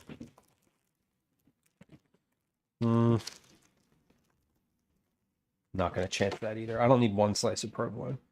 And then this is a Parmigiano. So I have 2 wedges of Parmesan in here. That's a lot. These are just pepperonis. I don't need to catalog those. Oh, this is leftover cheese from Thanksgiving. We're good. Okay, cool. So, like I said, we need to clean out just like a little bit in here. But the cheese and the flavor sections are good to just at least put an eye in as I'm organizing sort of the refrigerator holistically. Okay, so this is like the flavor bin, for lack of a better term. Mostly I know what's in here, and this is all fine. I have white miso, gochujang, bouillon. These are all good. I know that. I'm not worried about them having gone bad.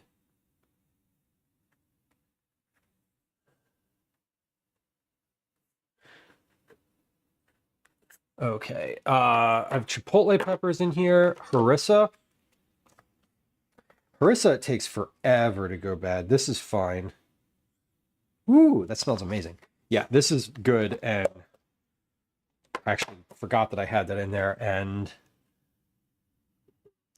I'm honestly kind of excited to use that now. Roasted garlic. This is also fine. Roasted garlic lasts for a while. Yep. Oh, that smells so good. This is from Christmas. This is a fresh berry compote that I made. This is fine still. This would be okay to just put on some toast. And then sealed tomato paste in a bag, which is good. Okay.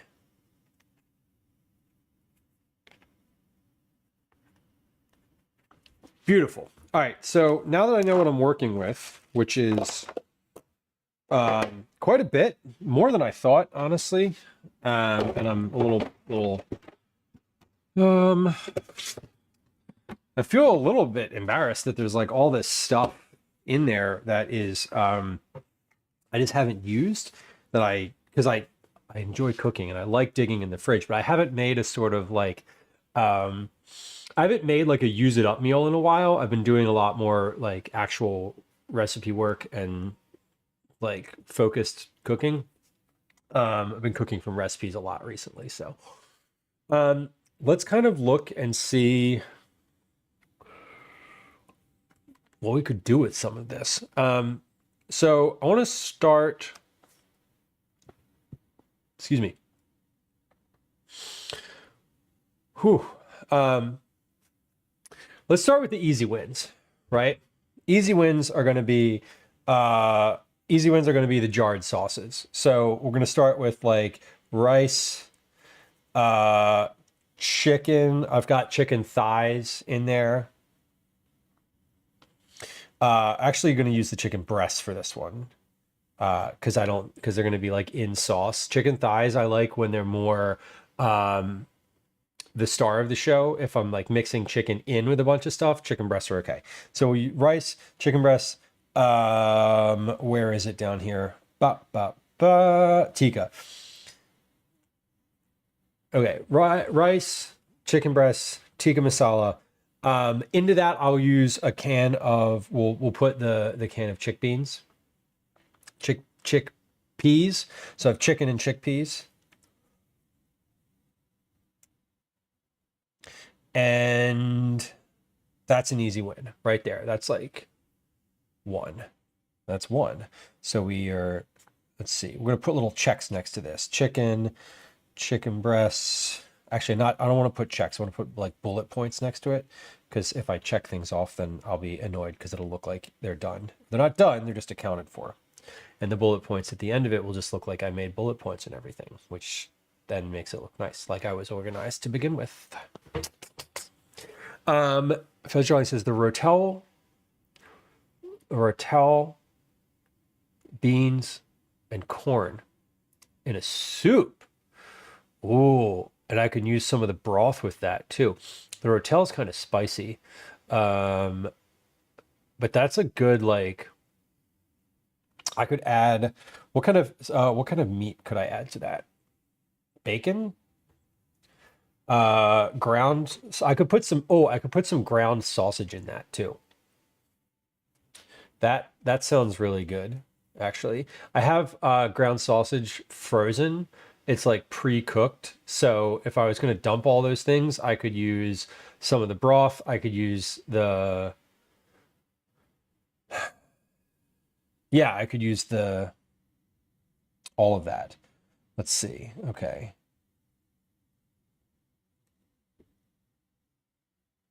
That's a good idea. I like that.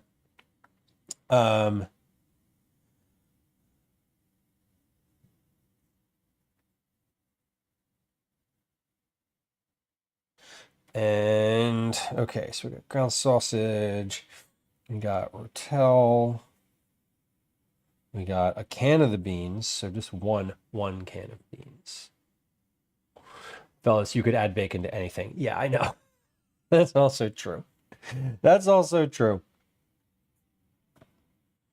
Chicken thighs in the Instant Pot are so good. They don't get any browning on them, but they also maintain basically all of their moisture, which is significant to begin with. Into that soup, I could also add a little bit of. I could add some rice into that too. I'm gonna add some of that minute rice that I've got. Yeah, the Instant Pot broiler combo is fantastic. Okay, let's see. Oh, the other easy win here is the Alfredo sauce, which is like obviously we'll do pasta and chicken.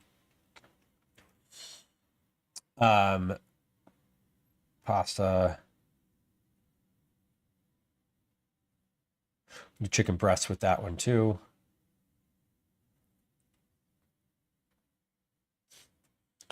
Chicken Alfredo.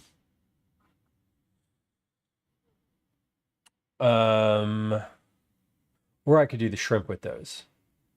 Or both. Go cheesesteak something. I don't have any beef in there though. That's the thing. Could definitely do a cheese and meat combo. I think maybe I'm thinking for that. I'm thinking maybe the chicken thighs with harissa and cheddar as like a sandwich.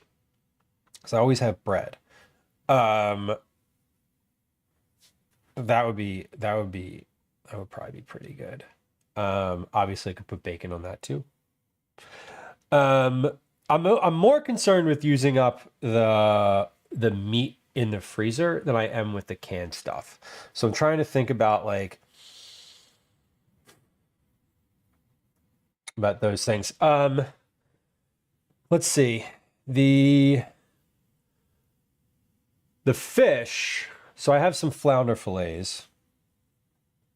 Hold on. Let's put a close on the pasta, chicken, Alfredo. I could add some of the cauliflower into that too, because everyone in my family would hate that, but they'd still eat it because it's pasta with Alfredo sauce. So we'll just add some of we'll add a bag of the cauliflower into that too. Yeah. See, this is what I'm talking about. You got to give them like mostly what they want, and then you add like some vegetables in it. But all of that is super easy. Anne says I like taco soup with ground beef, tomatoes, rotel, corn, black beans, garlic, salt, pepper, and taco seasoning.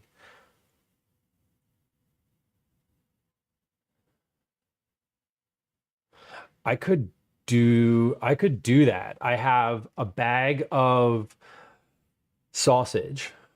It's not tacos, but like I could put, it's not like taco. It wasn't seasoned for tacos, but I could put that in there.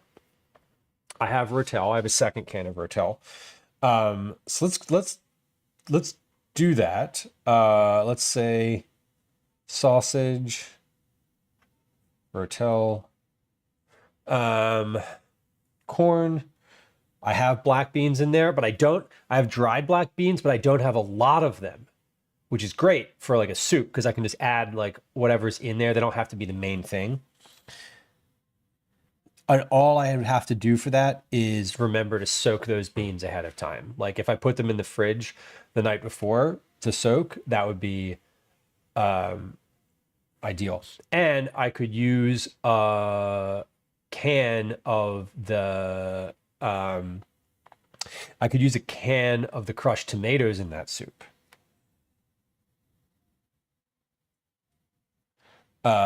Which would be ideal. I would also obviously be using stock for that. The other big thing that I want to use up is stock. I have just a ton of that vegetable stock that we made in there. So, and I might have a packet of taco seasoning in there. If not, taco seasoning is easy to like recreate. Chili powder, cumin, paprika, black pepper, garlic.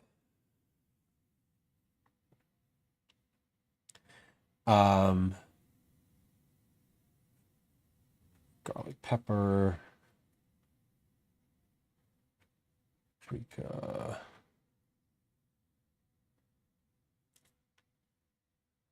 Okay, and then if I end up having, I don't have any sour cream. I was gonna say I could put like a drop of sour cream in there. I could put cheddar cheese. I could use some of the cheese in that on top. That would be great.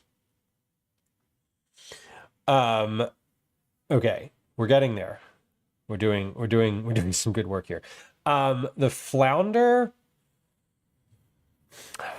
has been in there for a while, and I feel like I really want to use that. What I think I'm going to do with that is like a fried lentil dish. So I have that can of lentils in there. Here's what we're going to do for that. We're going to do some lentils. I'm just going to put them in a pan and crisp them up. And like, I'm going to put them in a pan with the liquid from the can and like crisp them. I'm not sure what order of things there, but it'll be the lentils, and then into the same pan we'll do the flounder, whatever fresh herbs I have,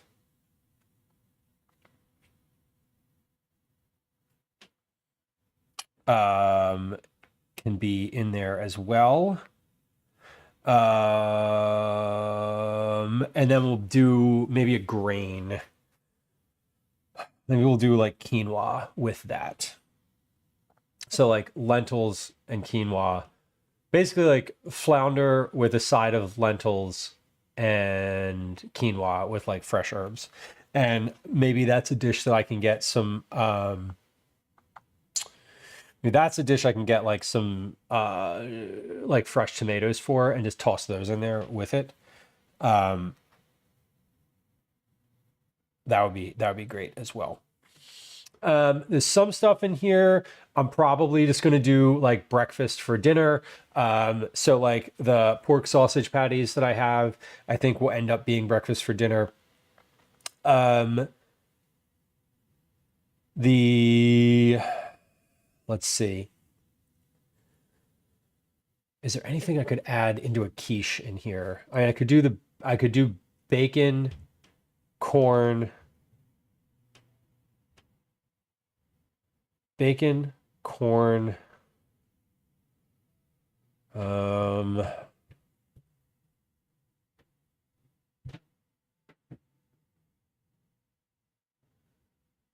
I don't know, bacon, corn, and something else in a quiche.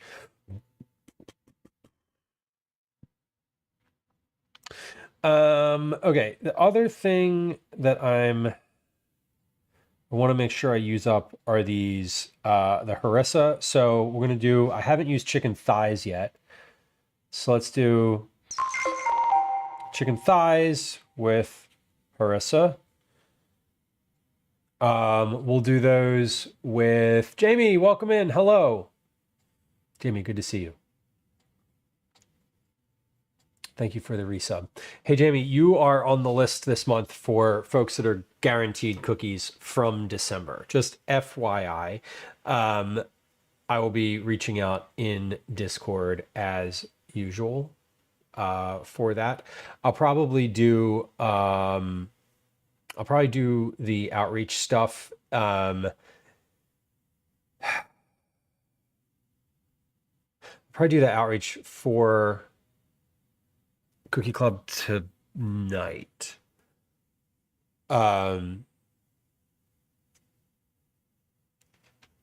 Tonight. I'll take cookies. Fair. As long if you're in the same place, then I will take your confirmation via text. Via chat. This chat. I will take what you just said as confirmation. Chicken thighs with harissa. We'll put some cheddar on those.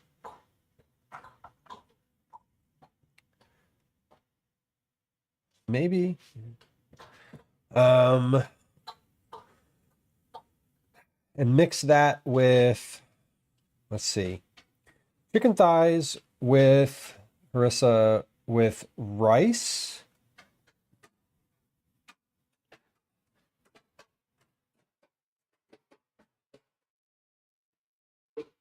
And pineapple. Because the pineapple, I'll roast the pineapple and mix it with the rice and make it really spicy chicken, and the pineapple and this harissa will go really nicely together.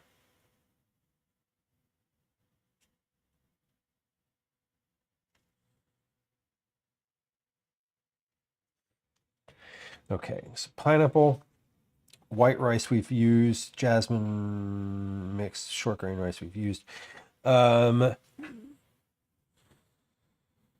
Okay, other things that we definitely just need to do. A focaccia. Pizza, we have pizza sauce and Parmesan. That's a no-brainer. I'll put some shrimp in that.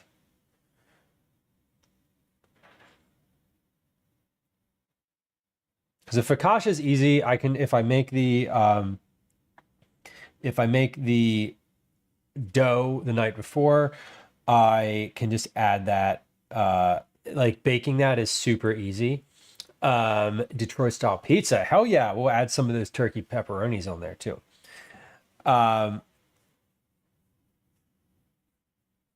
And I could put the bacon on that. Focaccia with bacon and turkey pepperoni.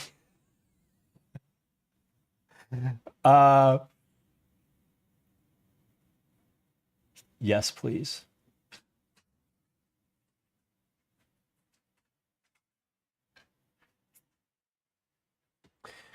Okay. Calvin will like that because he loves a meat lover's pizza. What else haven't I used that I really would like to use? Tuna. I can just make tuna salad for sandwiches. I'll make tuna salad sandwiches for lunch for Gwen one day. Because that's just like mayo with tuna and apples. The refried beans, I think I should do refried beans with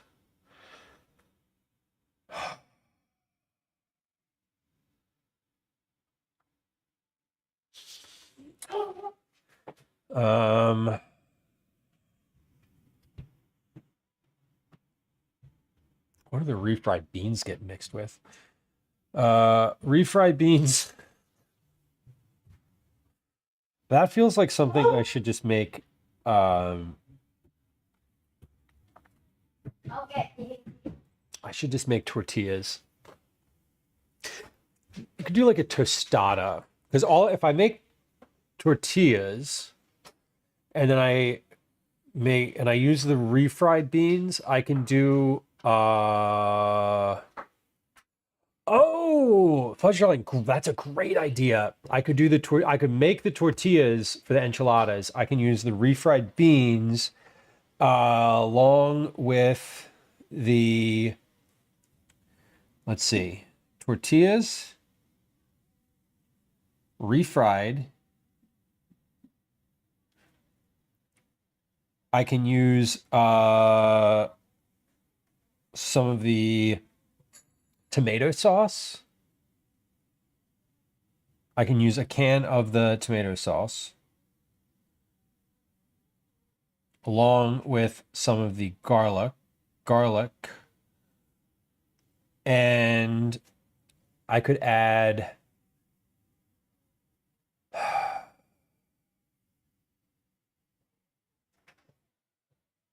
this is one can of refried beans, by the way. I guess I could probably use both.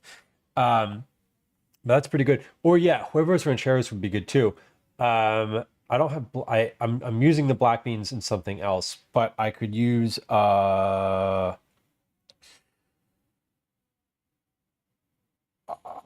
could use cannellini. I guess I could use white beans. Does it matter? Does it? I don't think it matters. Tortillas, refried beans.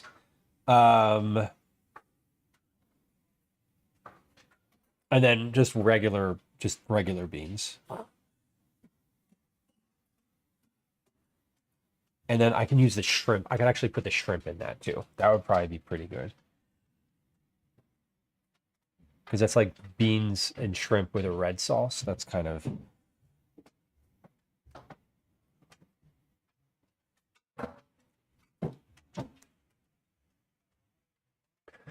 Okay.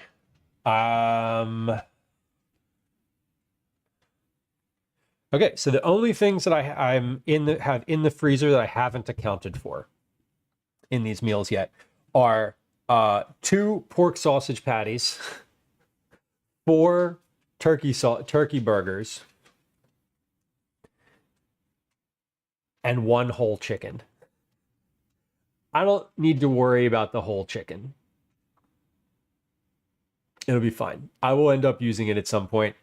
Half the recipes I write use a rotisserie chicken. So that'll be good. The turkey burgers, I think, are sort of standalone. I don't need to plan for those. If I really wanted to use them up, I could cook them and put them in a quiche. Turkey burgers are literally just turkey burgers. 4 turkey burgers feed the 3 of us just fine. They're pretty big. So I don't need to accommodate those. other stuff that I would love to use up. I accounted for the harissa. Where can I put this tomato paste? The tomato paste is going to go with the tomato paste can either go with the soup, lentils, flounder, quinoa, herbs. I'll put the tomato paste with the I'll do the lentils with the flounder and quinoa. I'll do the lentils with some of that tomato paste. And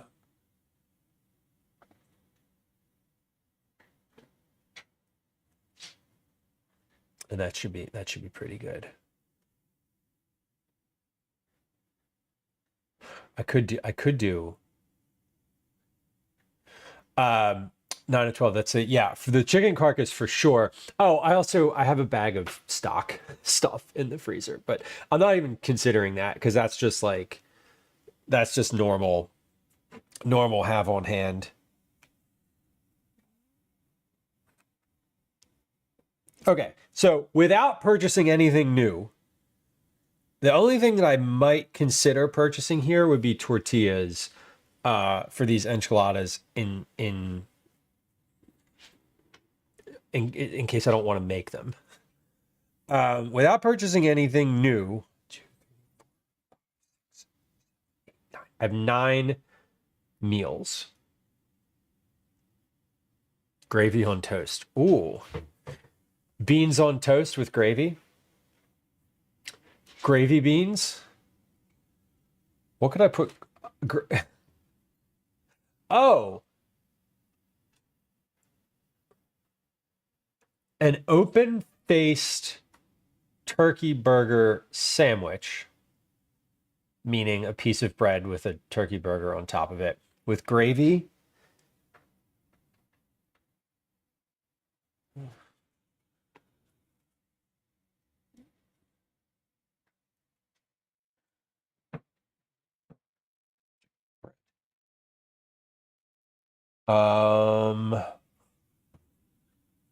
With gravy and what other thing could I put on there to make it fine? Well, I could put some corn on there. I have a giant bag of frozen corn too. So we'll just throw some corn on there. Corn and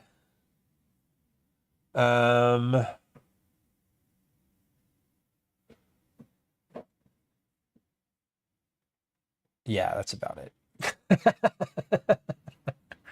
And whatever fresh vegetable I have from the market or the store. That's just a seasonal, green beans or whatever. I'm also anticipating for many of these, the chicken and rice, fish and grains. I'm anticipating, I do go to the store for other reasons. So I'm anticipating I might just buy some broccoli and steam it and put it with these. So all of these are good. All of these are great options. Okay, 1, 2, 3, 4, 5, 6, 7, 8, 9, 10. 10 different options here from what I have in my freezer and pantry. Without buying a single new thing. And for some of these things, if the roasted garlic, by the time I get to some enchiladas, if that roasted garlic is not anymore good or whatever, none of these things rely on an ingredient that could potentially go bad. At least not really anytime soon. So we have rice, chicken breasts. We have a chicken tikka with chickpeas over rice. We have a soup that has sausage, cannellini beans, corn, rotel, and rice in it. We have a chicken Alfredo cauliflower pasta. Taco soup with sausage, rotel, corn, black beans, crushed tomatoes. Taco seasonings, maybe a little cheddar cheese on top. I have flounder with lentils and quinoa with fresh herbs, and cook the lentils in tomato paste with some tomato paste in them. Chicken and rice, chicken thighs with harissa and cheddar over rice and pineapple. Focaccia bread with pizza sauce, Parmesan, turkey pepperoni, and bacon. Tuna salad, like tuna fish salad. Enchiladas with tortillas, refried beans, tomato sauce, roasted garlic, regular beans, probably white beans, and shrimp.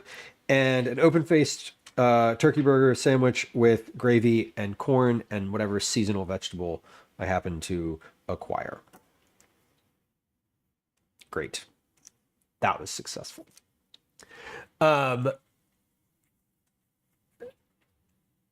Expect to see some of these on stream soon.